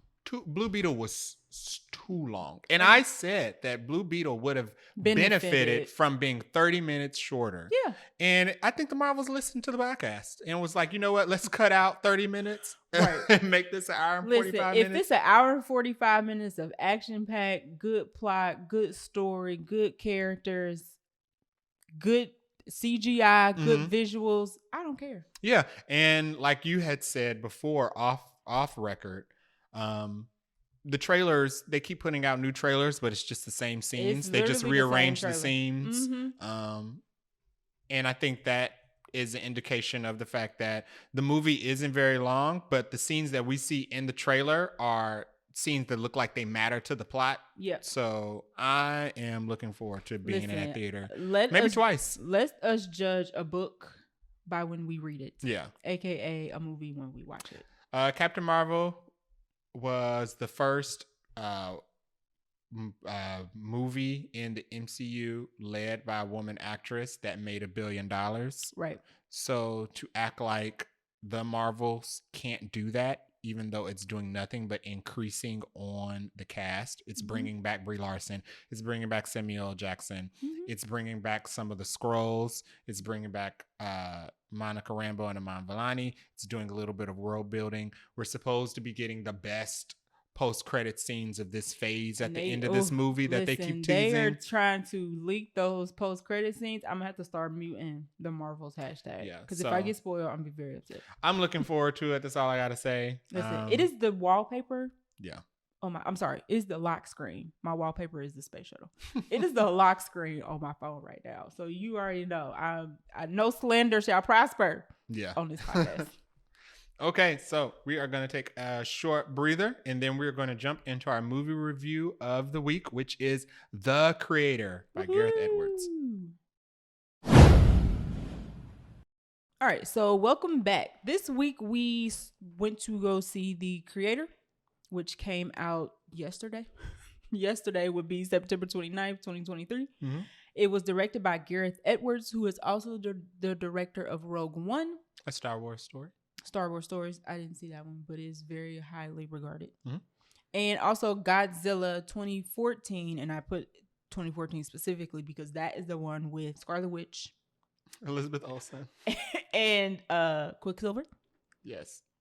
Whose name I'm forgetting? Aaron Taylor Johnson. Yes. So they start. That is because there's multiple Godzilla movies, but he directed that also one. Ken Watanabe. Ken Watanabe. Oh, I can see a little pattern here. Yeah. Ken Watanabe is also in that movie. This movie's creator stars John David Washington, who is Denzel Washington's son, if you didn't know. But he was also in Tenet. He was also in Tenet. He was also in the Black Kingsman. No, that's two totally different movies. Black Klansman. Black Klansman. Like, Kingsman don't sound right. What's Black Kingsman? But that's because we just talked about Argylle, right? Yeah. And he was also in, I think he was in a TV show called Ballers with The Rock. Am I making that up? Maybe. I know he was in that movie where he was yelling at Zendaya in the Oh kitchen. gosh, Malcolm and Marie. Ooh, that movie stressed you out. He was also in that. That was a Netflix movie, if I'm not mistaken. Okay. It also stars Gemma Chan, Madeline Yuna Voiles. Okay. That's the kid actress. Okay. Ken Watanabe, and then Allison Janney. Yes. So it has a pretty good cast. Madeline is a newcomer. She has not been in any movies before. Ingenue. Gemma Chan is from lots of things.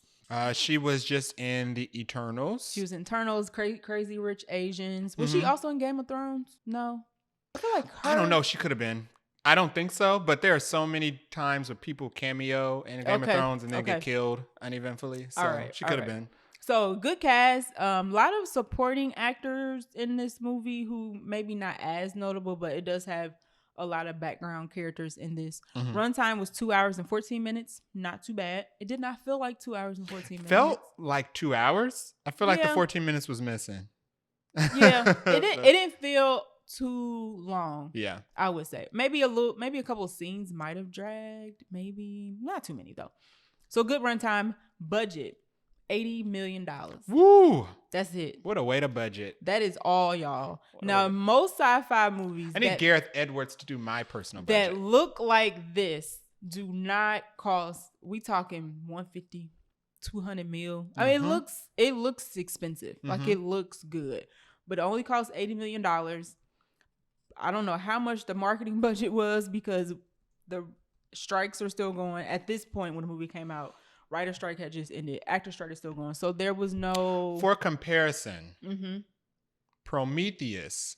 Okay, that sounds... Which I watched this movie and I looked over... I blanked out while watching the movie and for some reason thought that the movie was made by Ridley Scott. Yes, you did. Because I leaned over. You was like, this looks like this Ridley looked like Scott. a Ridley I was Scott like, movie. Wrong movie, sorry. Prometheus, which is the Idris Elba, Charlize Theron alien movie. Okay. What came after Prometheus that I've seen with Alien Covenant? There it is. Okay. But you know what Prometheus looked like. Prometheus costed between $120 to $130 million. That sounds right. I could see like most, and I guess this was not considered a blockbuster movie. It looks like it. But it looks like it. Yeah. However, the box office is a little soft. Mm-hmm. It's not, it will maybe come in at number 3 this weekend behind Saw 10, Saw X, whatever. And Paw Patrol. I don't know what number Paw Patrol, but this is the one where they're all like superheroes. Is it like the third one or the second one? Who cares? Exactly. So it will likely get beat and only come in number 3 behind 2 previous franchise movies, which is an interesting topic because not everybody, but people try to say that you mean we're tired of specifically Martin Scorsese. Listen, I'm glad we didn't go over that. Don't ask Martin Scorsese no more opinions about movies. He has the same talking point. Listen, we could have went on for a half an hour about that article that came out, but we will not. Focusing back on the subject. But people, he would be an example of that, are saying that we need to, film. The franchises are killing Hollywood, basically. Right. Franchises, movies based on existing IPs are killing Hollywood. People want stuff that's original. People want things that are not based on something else that already existed. And here we have a original sci-fi movie, not a superhero movie, not a horror movie, not a rom-com, sci-fi, which is generally, reaching multiple audiences. Only making 5.6 for Thursday and Friday combined, which is not great. I mean, it's only coming in, I don't want to say like it's doing like the worst thing ever, but it's doing way better than Expendables. Child. It's coming in at number 3 behind 2 franchise movies. So it's like, do y'all really want original movies, or y'all really like money? The money is talking. Right. Let's put it that way. The money is talking. People may want original, but they liking these franchises and reboots and requels. It's those repeat more dollars. And with franchises, you have repeat viewership from the same people who went to go see the last movie. They're going to see this movie, especially if it was good. And then you have these one-off films where people don't rush out to see it. Right. Because they're unsure about it. Right. So people are also not taking chances on movies, which is also kind of sad because, I mean, a lot of times you see a trailer and you're like, oh, that looks cool. I'm gonna check it out this weekend. But maybe, I don't know. It could have, my hope is that it'll have the Elemental effect, which is everybody who wanted to see Saw and Paw Patrol have gone to see Saw and Paw Patrol. Probably. So week 2, because the reviews for the Creator are so good, people will run out to see the Creator afterwards, and it'll have really good box office legs. Yeah, we'll see. If anything, I hope this does not discourage more original sci-fi movies from coming out. Right. Because it loves me a good sci-fi movie. Right. So it's predicted to have a 14 to 17 million 3-day opening weekend. Like I said, it hopefully is coming in at number 3 for ratings. The cinema score is a B+. Which is good for sci-fi films. Yes. I would have given it a B+ personally. If I was asked. I would have given it. There were some script issues. A little bit. Yeah. I definitely would have given it a B+. I think this is a fair score. Yeah. So this is on par with Tenet, John David Washington's previous movie. So he's consistent. Interstellar and Inception, which I'm surprised they got B+. Which are some of the best Christopher Nolan films. Right. Yeah. So it's very interesting that it's got this score with this box office, but people rated it just as good as an Interstellar or an Inception. Yeah. So it's just by comparison, I put these on here. Dune got an A, so it's right under Dune, but it's rated better than District 9. Which District 9 was a very good movie. District 9, every now and then I think about District 9 and go, oof. People are still waiting for that District 9 sequel that's not coming. He said, I ain't thinking about that right now. Very good movie. All right. Rotten Tomato critic score was a 67, which was surprising considering it went down a lot. It opened with 100%, but that was only like 8 critic reviews. And it got a lot of good reviews before it came out. Mm-hmm. So that's why when you're on Twitter and people are talking about a movie, you just have to wait till you see it. Because for any movie, it seems like everybody loves it and it was great. And then when it starts to get scores out, it's like, right. Who is y'all talking to? Anyway, critic score is 67. Audience score is 75, which feels low to me. Does also feel low. I would give it more of a high 80s, mid to high 80s. Maybe like an 88 or 85. Something like that. Yeah. But those are the facts and the numbers for The Creator. You want to talk about the plot? Sure. So the plot of The Creator, it doesn't specify the year that it takes place in the 2065. movie. Does it? Mm-hmm. It was on screen? Yeah. Wow, I missed that. It wasn't up there long. So the movie takes place in 2065. Humans have advanced AI technology and it's incorporated into everyday life. Mm-hmm. You have AI technology, not just like software on a computer. We're talking about fully life-size AI robot that are AI controlled, have their own thoughts, and they learn and they grow and blah, faces blah, blah. And such. So they're incorporated into everyday life. You have AI robots who are performing surgery alongside doctors. You have AI entertainers like boxers. And they have incorporated AI into the entire defense network. And they have created this AI platform, Eye in the Sky, called Nomad, which is supposed to watch over Earth and protect humankind from threats. Yep. But it's also AI run. Unfortunately, something happens where the AI drops a nuclear bomb on Los Angeles, killing 1 million people. Yep.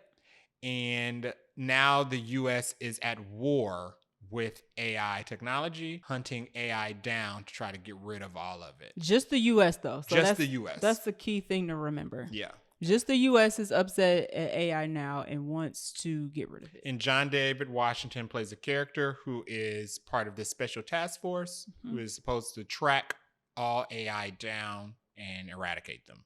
Basically. They're specifically looking for something called The Creator. The Creator, which is the name of the movie. They're looking for the AI called they don't know it's the AI called The Creator. They're just looking for the creator of the AI. It's they're looking for a weapon. Yeah, that the creator has made. Correct. That is supposed to be AI to end the war. So that's the premise of the film. No spoilers. That pretty much covers it, I think, without spoiling it. Actors and actresses that we enjoyed in the film. I enjoyed all of them. Everybody was good. There was one particular character who I think got the short end of the stick. His friend, Drew. Yeah. I was like, dang, Drew. I would have liked to see more of Drew. The movie was very devastating. Correct. Yeah. No character had a really good life. It's war. It's war. Right. So there's no happy ending. I mean, there's resolution in war, but right. It's casualties. It's casualties. Right. So it's on a mass scale. There are several casualties in this movie for sure. Just to lay the ground, the movie starts with a nuclear explosion. Yeah. So everything else is on par with that for the rest of the film. Casualty wise. Lots of blowing up. Yeah. That's why I said there's a lot of like supporting actors, but there's also a lot of casualties in this movie. I will say that John David Washington's it's hard not to compare him to his daddy. That ain't my fault. It's his daddy. And his line delivery is very Denzel Washington in this movie. It is, but it's also like it could use some fine tuning. Yeah. Like I feel like, I don't know how many movies big movies he's been in. I'm going to look up while I'm talking. Big ones.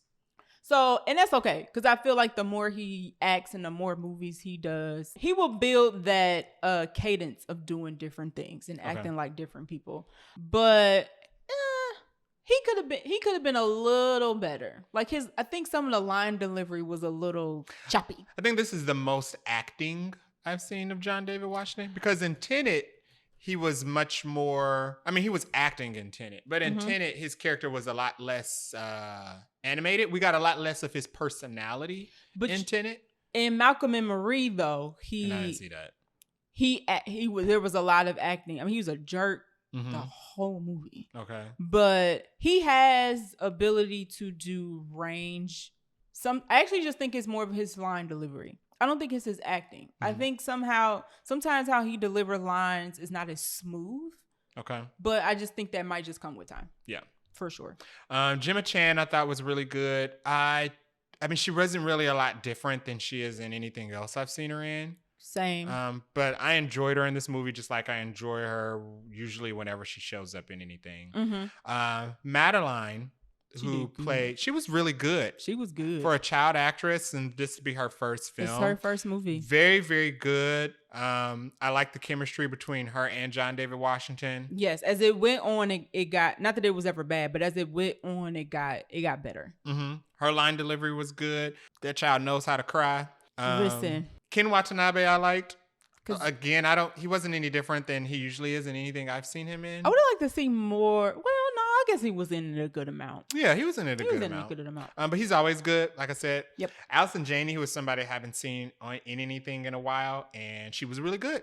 Yeah. She really played her role. I really enjoyed her in that. Any of the critiques I have about the movie are not really the acting. Like a little nitpick about John David Washington's maybe line delivery, but yeah, that's it. That was pretty much it. Everybody played, all emotional beats I think were hit quite well. Side characters who stood out: Ralph Ineson.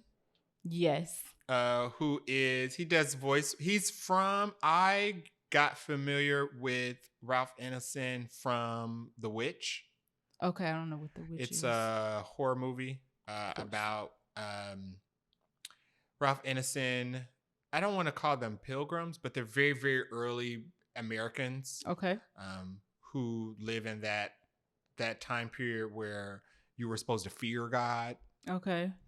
Him and his family lived in this forest, and they were being plagued by this witch who wandered the forest and cursed them, and they had to go through all types of different things. Okay. But we both know him from Final Fantasy 16. He voiced one of the best characters in the video game. Yeah. And as soon as you said it, I was like, oh my Lord, it's Sid. Yeah. His voice is Sid. It's Sid. His voice is so distinct. You can't. It's like a Morgan Freeman, Samuel Jackson, you compared him to Clive Owen's Clive, voice a little bit. He does have, he almost looks like Clive Owen a little bit. They could be related. Yeah. For sure. But yes, he wasn't in this a ton, but it's funny, I liked hearing his voice in this because he reminds me of Sid from Final Fantasy. He was a side character that stood out for me. Surprise performances. The little girl, Madeline, she was great. Yeah. I mean, I wouldn't say she outacted anybody, but she was good. I really liked Allison Janney. She was good. Not spoiling her character or her role, but I enjoyed. I like her little turn. I enjoyed her scenes. Yes. Yeah. She took a little turn. I was like, oh, okay. Yeah. Okay. Fine. Yeah. Fine. Be that way. I did. Is there anything else we want to mention pre-spoiler? I would say visually, this movie looked great. Yeah. Very nice looking. Even though Hans Zimmer did the score, I don't know if the score really stood out a ton. So I have two facts about the visuals and the score for you. Okay. So which one you want first, visuals or the score? Visuals. So we already talked about the movie being shot in ultra wide because he wanted to mimic historical epics like Ben-Hur. Okay. What we did not know is that even though this film was filmed for IMAX, appears as an IMAX film. Oh, okay. I didn't know that. They didn't advertise it like that. No, but it shows an IMAX. But they didn't advertise it like an IMAX film. Right. It was not shot on an IMAX camera. Oh. It was shot on a new camera. Oh. That is called the FX3. Okay.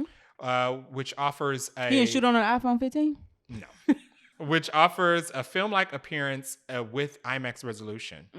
The fun fact is that you can buy this camera for $4,000 at Best Buy. What? I'm going to shoot me the Creator movie right now? I'm going to buy that camera, take some video of Bailey. Yeah. and become a filmmaker. Yeah, so That's why this budget was cheap. It's called that. Yeah, and that's exactly why, because IMAX cameras cost a lot of money, and there's only so many IMAX cameras in the world. They don't just make IMAX cameras. You have to loan the same. You have to pay to loan out the same camera that a bunch of other people have used. Not to mention the film that IMAX requires. Yes, and the film that IMAX requires. Although I would like to compare this. I wish I could do a side-by-side between this and Oppenheimer.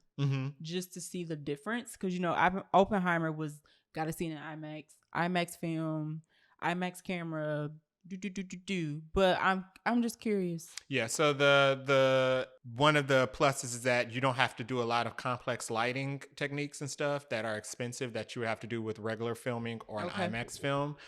You don't have to do that. You don't have to use a bunch of special sound equipment to support the audio because the sound was great. It says here, this is some trivia from Screen Rant. The idea came about because James Cameron is also a prolific director. But he is the type of director that looks for instead of using IMAX for everything, he looks for ways to create new cameras to make production costs cheaper. But to not deplete the quality of the film. I didn't know that. The other fact, as far as the score, originally Gareth Edwards wanted to use hold on, give me 1 second. I'll say he was gonna do it himself. No. So originally he was not going to hire Hans Zimmer to do the score. He was going to work with a company that specializes in AI generated music. And they were going to use the AI technology to replicate Hans Zimmer's score to play in the movie. That's not good. And they did it. Edwards liked how it turned out. But still went with Hans Zimmer anyway. Good. I see why he did it. I see why he was thinking of doing it. I don't think it's a smart decision. I see why he was thinking of doing it because the movie. No, because the movie is about AI. Yeah, it would have had that theme. He wanted to really drive home the AI point. Yeah. But if Hans Zimmer is living, listen, you better use get you Hans Zimmer. Although the score didn't really the music of the movie sounded good. But it didn't really stand out to me. What stood out more to me were the mic drops. Were the pin drops? Not the mic drops. I don't think it's all mic drops. The songs that I know that they played in the back of scenes. Maybe I'll have to watch it again. Or maybe I'll have to listen to the score without the movie to see what it sounded like. The score was good, but it wasn't it didn't give me a Pirates of the Caribbean feel. It didn't give me a Man of Steel. Right. Feel. It didn't give me Hans Zimmer. I was since we knew that's who did the score, I was literally anticipating the score to be scoring. What else did Hans Zimmer do? The Dark Knight. Yeah, I don't know. So it didn't stand out, but it was good. It definitely added to the film, and I liked the music throughout the entire movie. Those are my two trivia facts about the filming and the score. Interesting. Only other non-spoiler thing I would say is it's paced well. I mean, there might have been one or two moments, and I don't even think it was the pacing. I think there were John David Washington's character Joshua did something where I'm like, dude, stop doing this. It's paced very well because they do a lot of globetrotting. They do, but they don't make you feel like they do a lot of moving around. You go from here to here. They're like, we need to go from here to Nepal. It's like next scene we're in Nepal. Yeah. It's not like we have to shoot them getting on the plane or packing or doing this or doing this. It was like we have to go across the country. In the next scene, we are across the country and we're now doing the thing that we said. There was one little shot of them traveling, but it was literally click, click, click. Yeah. We there. Yeah. They didn't waste too much time telling us how they got there. We know where they need to go. They got there. So the runtime felt good. I didn't feel like I was wanting to check my phone and be like, how much time we got left? Right. Which is sometimes what happens with these too long movies. Other non-spoiler things to talk about? I don't have any. Me neither. Let's get the spoiling. So if you don't want us to spoil this movie, pause, come back later, because now we about to spoil. Right. So, spoilers. Yes. You go first. What you want to spoil first? So, this was kind of spoiled in the trailer, but the AI weapon that the creator has made is the child. Right. Apparently, well, not apparently, but AI technology cannot procreate. Correct. In So the it's the physical only sense. AI So child. it's the only AI child. The creator made it as a child, Mm-hmm. made it as an embryo, as a matter of fact. That's what it seemed like, Yeah, and there's a scene where we see the creator. Mm-hmm. Well, and the other spoiler is that Gemma Chan is the creator. Is the de facto creator, because originally it was her father was the AI creator. Right. So I guess we got to go back. Yeah. So one thing I like about the movies, a couple of movies have done this, is the immediate plot twist that they don't tell you from the trailer. Barbie didn't have an immediate plot twist, but it did have a plot twist I didn't see coming from the trailer. Heart of Stone also did this, but almost immediately into the movie, you realize that John David Washington's character Joshua is a double agent. Right. And he's basically infiltrated this AI community, which is a mix of AI, robots, and humans living pretty fine together, minding their business, because they are trying to find out who this creator is, of who is called Nirmata. Mm-hmm. So Nirmata which is translated to mean the creator. Right, exactly. So the movie is called The Creator, but in the actual movie it's called Nirmata. Right. So his team, I think he works for the army. The sides, all the stuff just says says U.S. Army.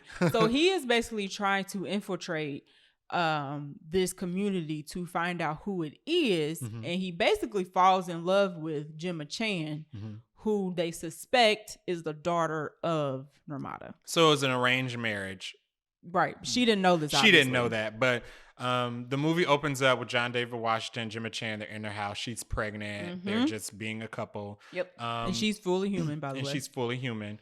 And then we are introduced to Nomad, which is this flying ship in the sky that flies all over the globe. Think of the International Space Station, but $1 trillion extra big and visible from the ground. Yeah.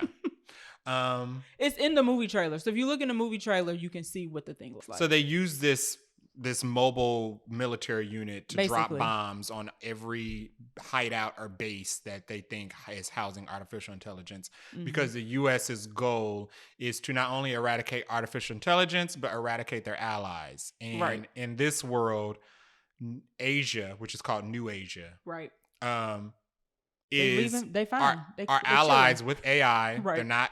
They're not harmful or aggressive, but they're just allies with AI. They're just living in harmony with AI. The U.S. They're like it.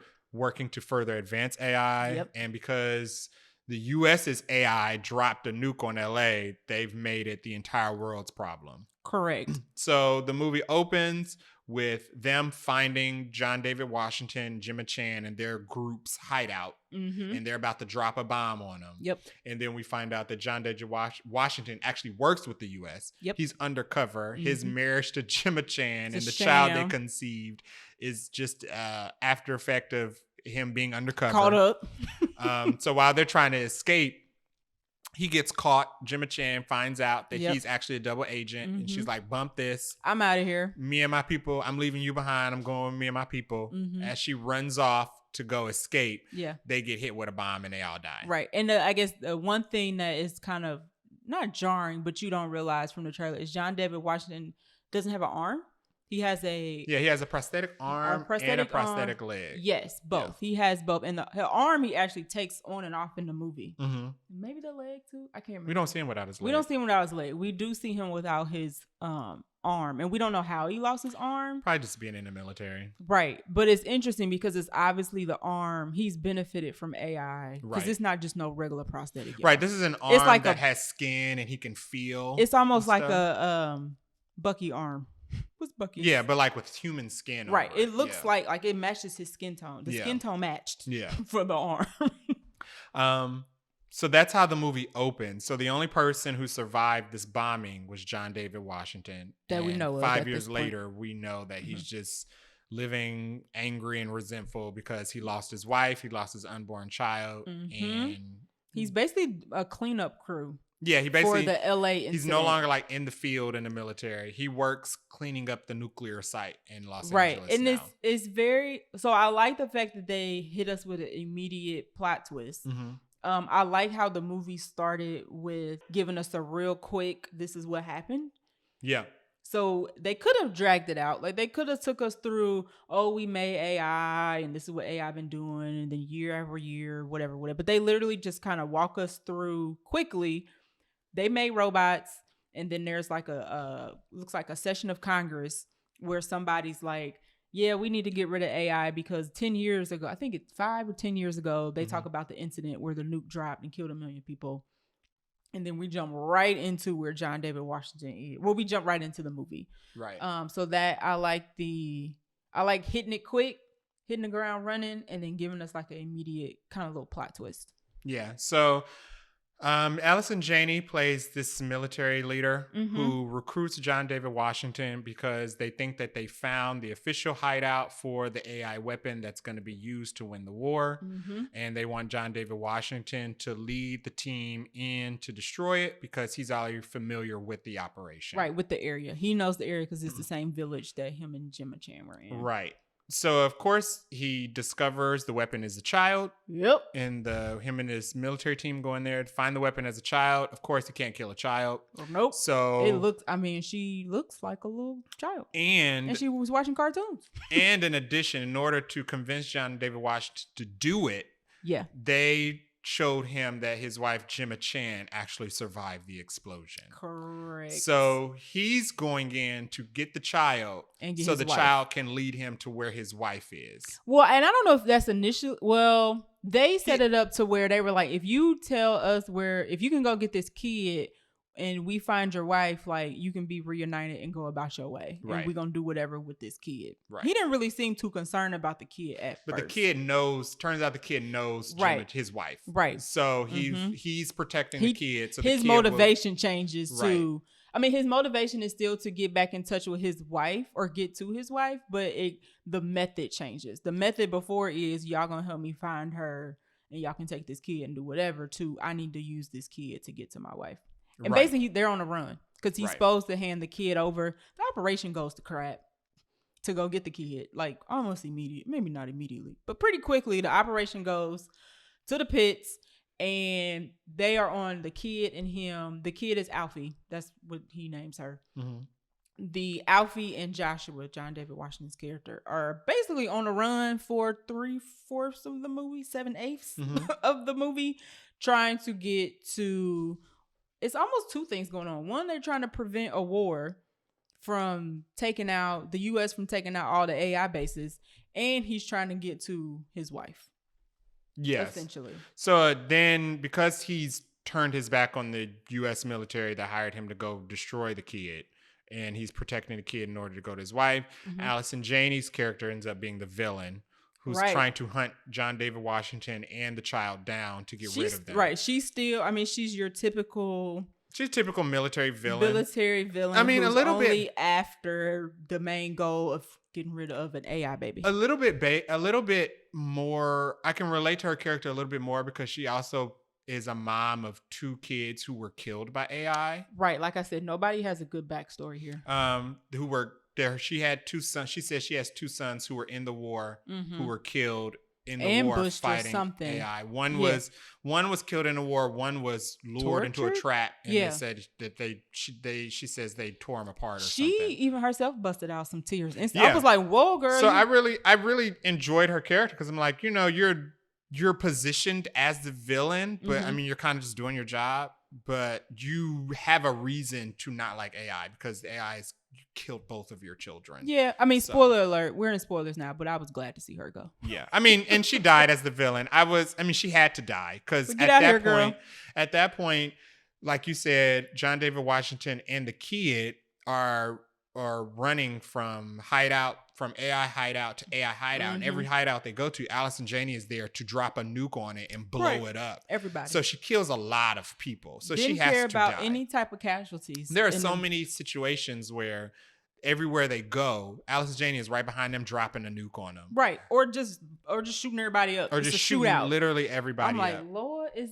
And the interesting thing about it is because New Asia is very much. Humans and AI can coexist, and the AI robots have human faces because humans can donate their faces to robots, which was an interesting little point. They look like people. Yeah. And even the kids interact with the like it's basically like one community of They see the AI robots as other humans. pretty much Yeah. like they're just They have families. they They're have families, caretakers. right? When they're injured, they take bury. care of When each they other. die, they have ceremonies. They for the bury them. robots Yeah. and the humans.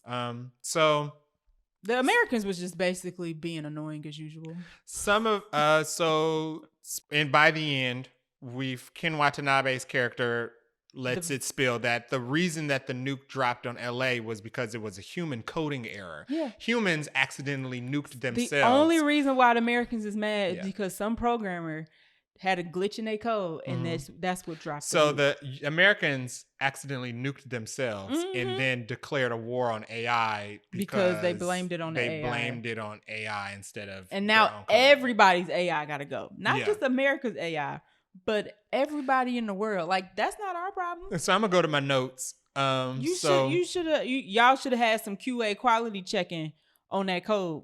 So my first couple of notes was that this movie reminds me of a lot of things. It reminds me of Akira, which is an anime movie. Yep. Which also Gareth Edward cites as inspiration for this film. I can see that. Akira is about not AI technology, but it's about advancing humans and turning them into weapons, but they start by experimenting on children. And a lot of the children end up with these catastrophic superpowers that end up getting a lot of people killed. And they have to like section them off from the rest of society and keep them quarantined. Now, one thing I thought was weird is that this child Alfie is known as kind of like the one that's going to save them. It's the chosen one. The chosen one, but it's sitting when Joshua finds him, she's just sitting in like a really cold, dark room. Well, and they explained why. Clearly locked off from society. They explained, Ken Watanabe kind of explained why.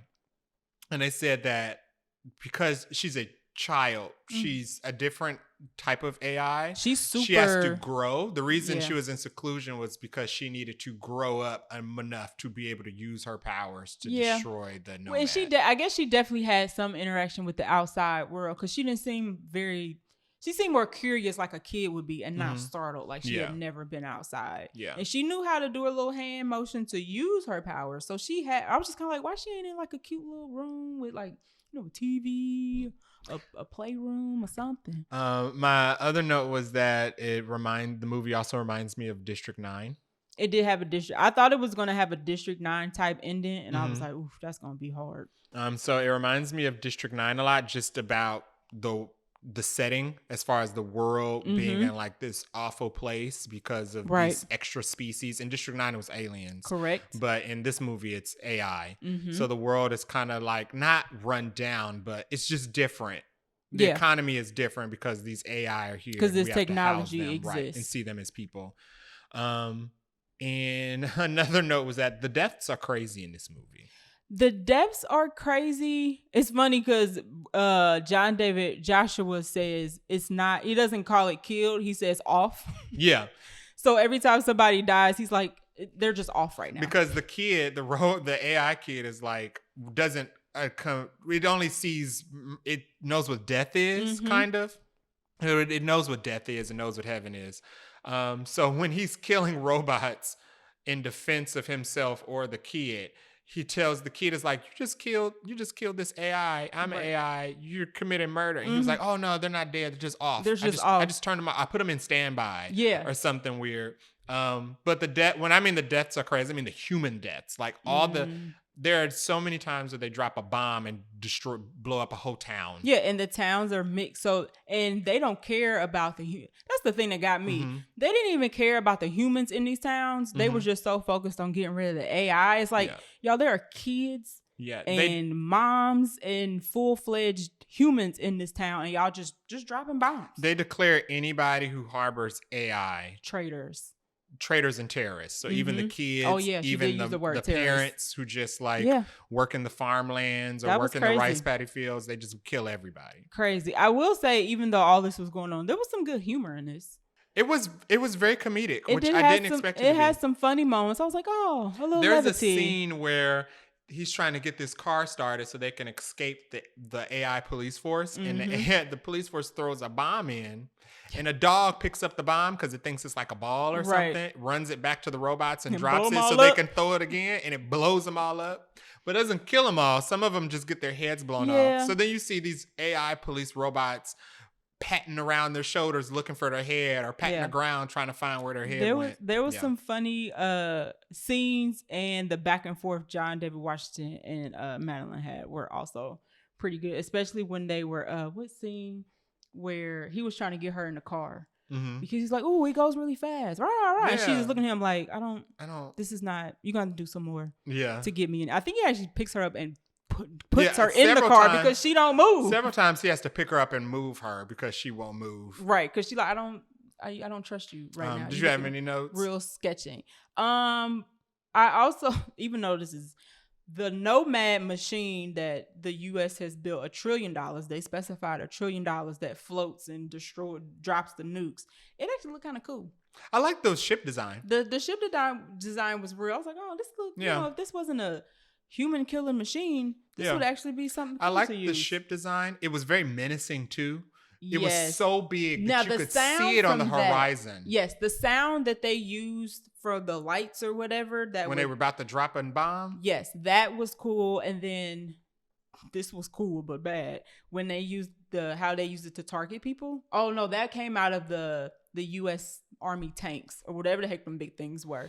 Oh, the trackers that would follow you on the ground? Yeah, so they had this blue light. Another thing about the human deaths or deaths period, they would have this tank with a blue light that would come out that would target somebody, and no matter where you move, it would follow you. Then they send out a little missile and blow your little behind, and you couldn't escape from it. And it's just funny because obviously all this technology is advanced because they've been doing like AI stuff, but they also want to get rid of AI. Yeah. It's so typical.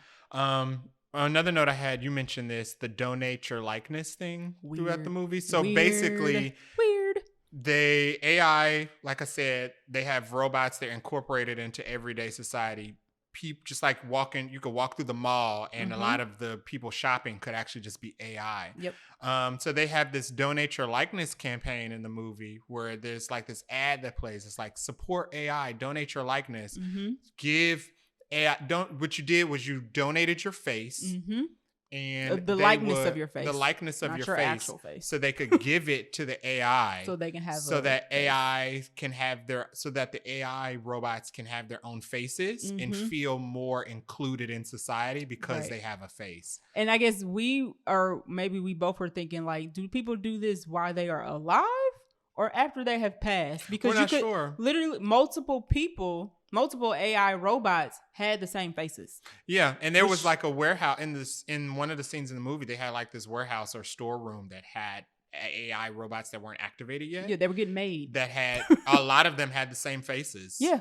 So I was like, what? Because Gemma Chan's character, Joshua's wife, donated her face. At some point donated her face because he thought he saw her on the train, but it was multiple. It was three of them on the train because her face was donated. Right, and you can tell something's a robot because it has a circle in the back of it. It doesn't have a typical head. It has like a circle thing. So you can easily spot who's a robot and who is not. So it wasn't like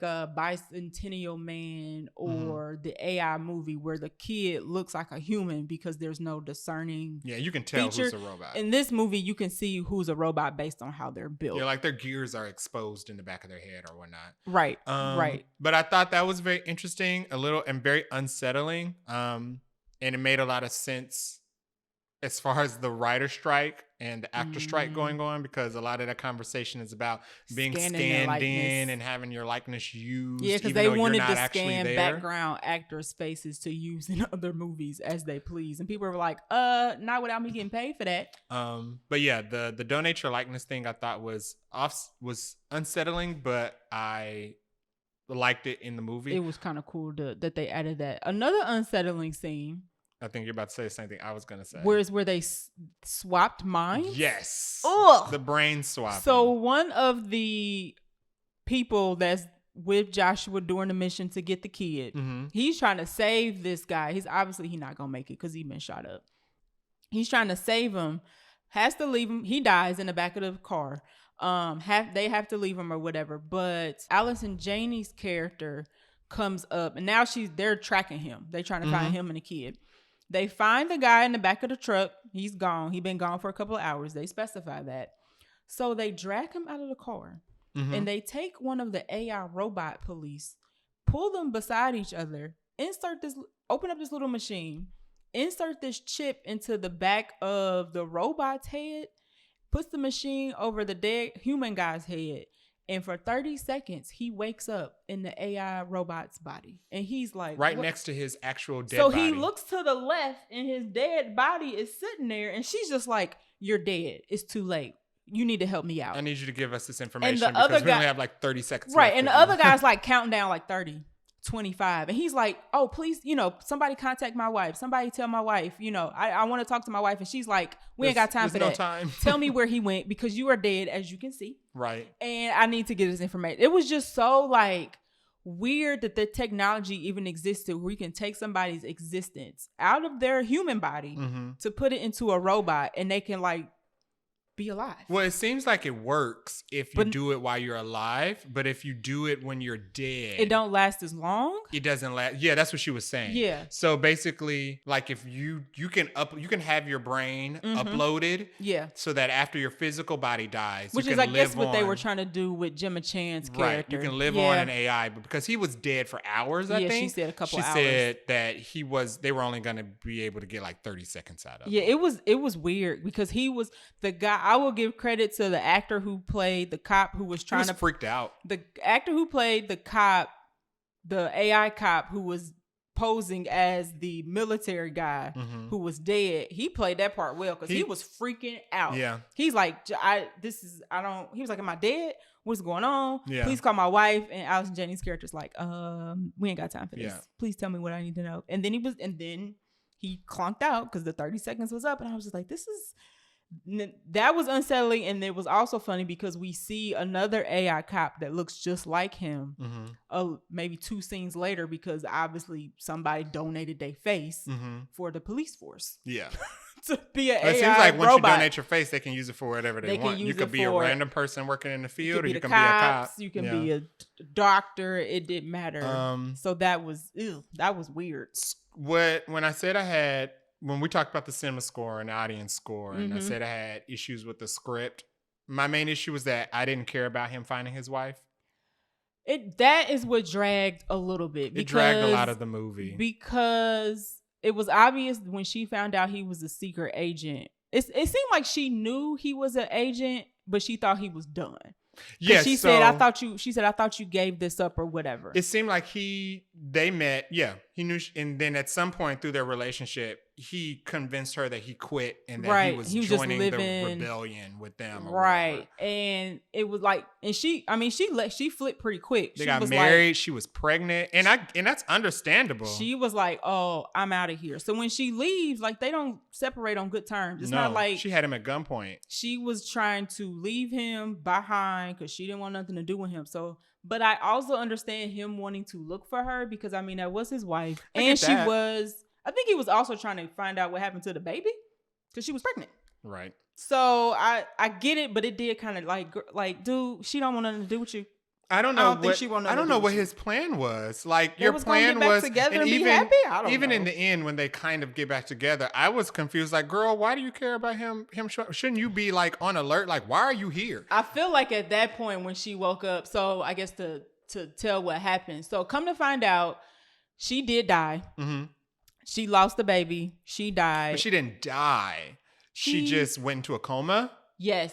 But because she was the creator, the robots did not. The robots couldn't kill her. Take her off life support. Because that constitutes as killing her. Right. So they said they could do no harm to humans. Right. Which that is. Well, I think it was just no harm to her. Correct. They said there you go. They can't harm Nirmata. Right. They couldn't harm Nirmata. So because after they blew it up, the village in the beginning, she lost the baby. Mm-hmm. I think she might have lived maybe a little bit after. I don't know.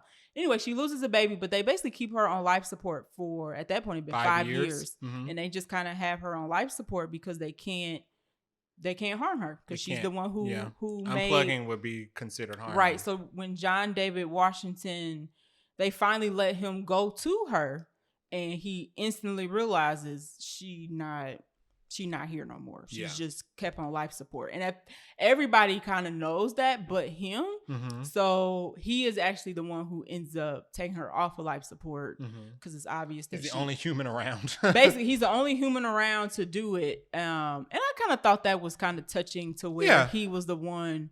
One, he found out what actually happened to her and the baby, Mm-hmm. and he was the one to take her off life support. But he does take the chip with her memory with him and the kid as they try to go finish the movie. But yeah, that was one of my negatives, was that I didn't care about him finding his wife because, one, you betrayed her. Y'all did not end on good terms. Correct. You were instrumental in killing her and the whole village and her people. Mm-hmm. So I don't know what you thought. I don't know what path of forgiveness you thought you were gonna get just by being like, "Oh, I'm sorry." Like, what was your plan? Even though in that scene it seemed like he was trying to call it off, but it was way too late. But also, I didn't care about him finding his wife because he was fine with so many people getting killed everywhere he went in the effort trying to find his wife. Yes. His friend, who was part of the U.S. military, who then converted, fell in love with the AI and was living happily. He got her killed. And him.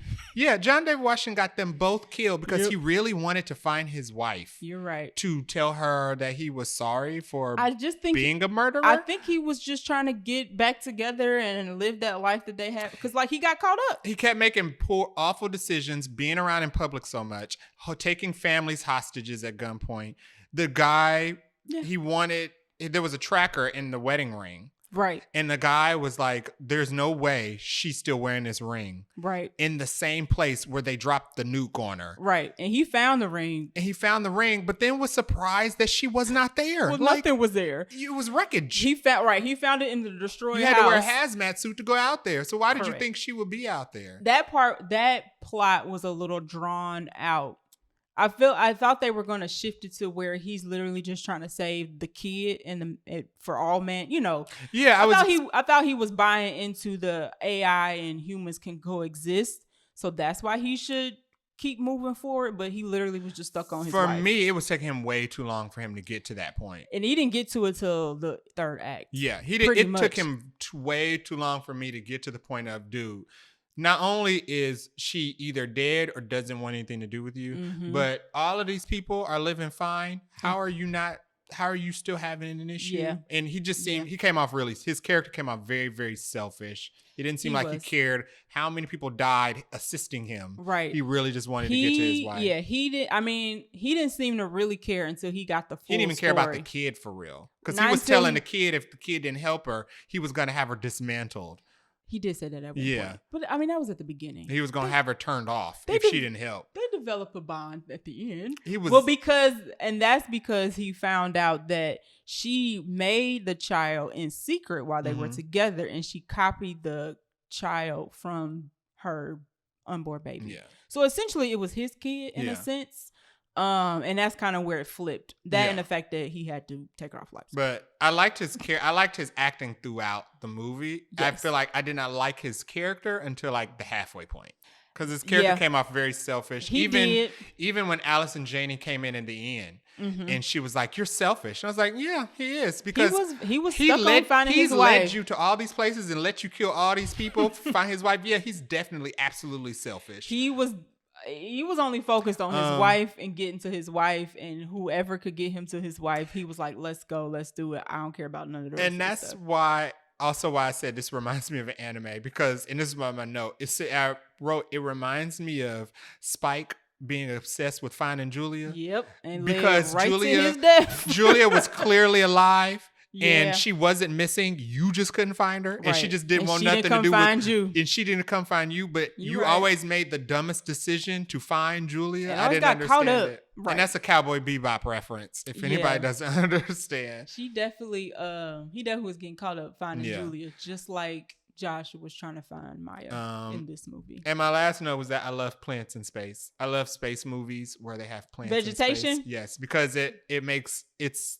the piece of science sense that makes that I like incorporated in movies, because you have to you have to make plants in space because that's the only way that you keep oxygen produced. Yes. And I love, and that's one thing I like in the Captain Marvel trailer as well, sidebar, that in her little hoopty ship, she has a corner where she has a bunch of plants growing because if you stay in space, you have to keep oxygen coming in. So plants are the only way to naturally They had a lot of create plants that oxygen. in Expanse too. And they have plants in Expanse. So I love when they have gardens in space because of course you need gardens in space. You can't just be in space and not have plants. Can't be without the greenery. Yeah. That and what else did I like how it ended. I knew somebody wasn't gonna make it out. Although at the end I thought they capture the kid, the US Army gets the kid. Mm-hmm. And they it's a ruse. They want to dismantle it or get rid of it. And the kid, they said she won't let us do it. So they're trying to convince John David Washington to do it. I'm like, no, y'all, if he wasn't going to do it the first time, what made y'all think y'all was going to call him in and do it the second time? Right. And that scene was emotional because the little girl is like, am I going to go to heaven? She obviously knows that they want to kill her. So she did a very good job at crying, like you said. Yeah. Everybody did a good job of shedding tears in this one. There are a lot of tears that are shed in this movie. But I liked how the ending is basically John David Washington sacrificed himself to get Alfie back to safety. So they destroy the Nomad. They destroy the Nomad, which is basically what the goal of the AI is the whole time, is to use Alfie to destroy it, but she's too young. Right. So they're like, eventually she's going to grow up and kind of be the chosen one and destroy Nomad. But they got to skip all that because they ain't got time for her to grow up. And basically John David Washington and Alfie devise a plan to destroy the Nomad. They do, but in order to do that, John David Washington gets stuck, basically. It has to release her from a escape pod. But in the midst of that, Alfie was trying to revive Gemma Chan's character using the chip that they took. Right. We didn't think it worked. Brain. Right. Didn't think it worked initially, but as John David Washington's kind of roaming through the garden, as he knows he's about to die, Gemma Chan's robot wakes up and they have that final moment. Yeah. And then Alfie lands back to Earth. And she kind of has that bittersweet moment of, I basically saved everybody. While the world is celebrating that the Nomad is finally destroyed. Right, the world, because one of the things she says earlier in the movie is, I want all robots to be free, which essentially is what they did by destroying the Nomad. So John David Washington got to go be back with his wife that he looked for through the whole movie. And Alfie got to be free. And the only question I had was, do the robots grow old? I'm assuming they do. No. So Alfie is always going to be a kid? No, Alfie is the only one that will grow. Oh. And that's what Ken Watanabe was saying. He was saying that she's different because she's the only robot that has the ability to grow. Because she started as an embryo. Now she's like she's 9 in real life. So we just say 9-year-old. So she may grow old and die. Okay. But, and then they kind of leave it ambiguous as to whether or not a new form of AI will be born from her. Right. And I'm assuming that's because they destroyed Gemma Chan's, her brain technically dies. Yeah, so all of that knowledge is just with Alfie now. So I'm assuming they would recreate. I don't think they'll do a sequel, but I'm assuming if they were, they could use Alfie's technology so she could be making babies. Yeah, so Gareth Edwards said he will not be doing a sequel. He doesn't need to. He's not interested in doing a sequel at all. If you look at his filmography, he didn't even do the Godzilla sequels. He did his one Godzilla movie and bounced out. That's fair. I respect it. This doesn't need a sequel. Almost kind of like District 9 doesn't need a sequel, but it was so good we just want one. Because we want to know what happened to that man. Yeah, and that goes back to the box office thing where I think the movie's definitely going to make its money back. Yeah. It'll definitely make more. And that's fine because the movies like Paw Patrol and Saw need franchise money to exist further. Right. And this doesn't. This can make its money and walk away completely fine without having the pressure of what are you going to do? How are you going to support the future? Right. So, yeah. Right. So, all right. We want to have a fave line or fave scene. Favorite line or favorite scene in the movie? I liked when he put Ken Watanabe in standby. He did. Because Alfie was when the AI rebellion side captures John David Washington and Alfie because they still see John David Washington as part of the military. Alfie is sleeping in the canopy with Ken Watanabe's AI robot character. Mm-hmm. And in order to keep him from waking up so he can get Alfie back, he puts him in standby, and Alfie looks at him like, did you just kill this man? And he was like, no, I put her in standby. He was like, I put him in standby. It's only temporary. Mm-hmm. And the kid like smiles and they run off. I like that. My favorite scene would be when we realized that John David Washington didn't kill Alfie, and that he told her to go to standby. Yes. So at the end of the movie, they try to get Joshua to get rid of Alfie, like turn her off, dismantle her, whatever. And he acts like he does it. And then he's like, oh, they say they're just going to take her to the LA, basically take her to a scavenger yard, her body to a scavenger yard. And he's like, oh, I want to go there. And they're like, it's not a funeral. He's like, it is to me. Yeah. Which makes sense because it's basically his kid. So they're off on their way, and somebody radios over to the military guy. Like, we saw what he said to her, and he says, don't turn off, just go into standby. And that is the catalyst to where the movie flips to them trying to escape. Yeah, to destroy the Nomad. So that was a good one. I like that one. All right, so is this cinema? This is absolutely cinema. Go see it. Please go see this movie. It's an original story. It's sci-fi. It's not part of a franchise, and I feel like it's a family film. I feel like it's a family film.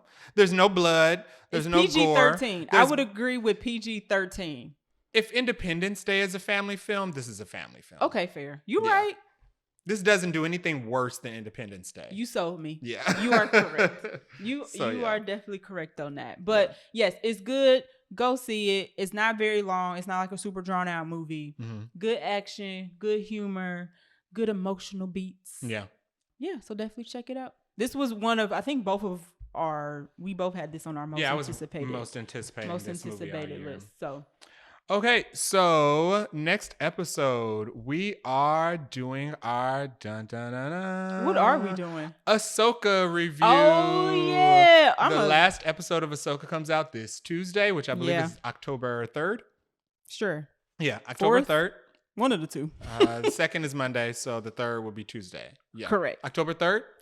And I am excited to talk about it. I'm curious to how this is going to end. I'm very curious to how it's going to end. Stresses me out. I feel like it's going to end on a bit of a cliffhanger. A bit. Yeah. There's no way they wrap this up in one There's episode. going to have to be a season 2, but I'm going to save that, my further thoughts. But we are going to be doing our Ahsoka review for the next episode. Right. And that'll be all spoilers. So that will be all spoilers. There's no non-spoiler. Maybe we can give our non-spoiler thoughts of if you should watch it or not watch it, but that'll be a spoiler joint for real. Yeah, so that's something to look forward to.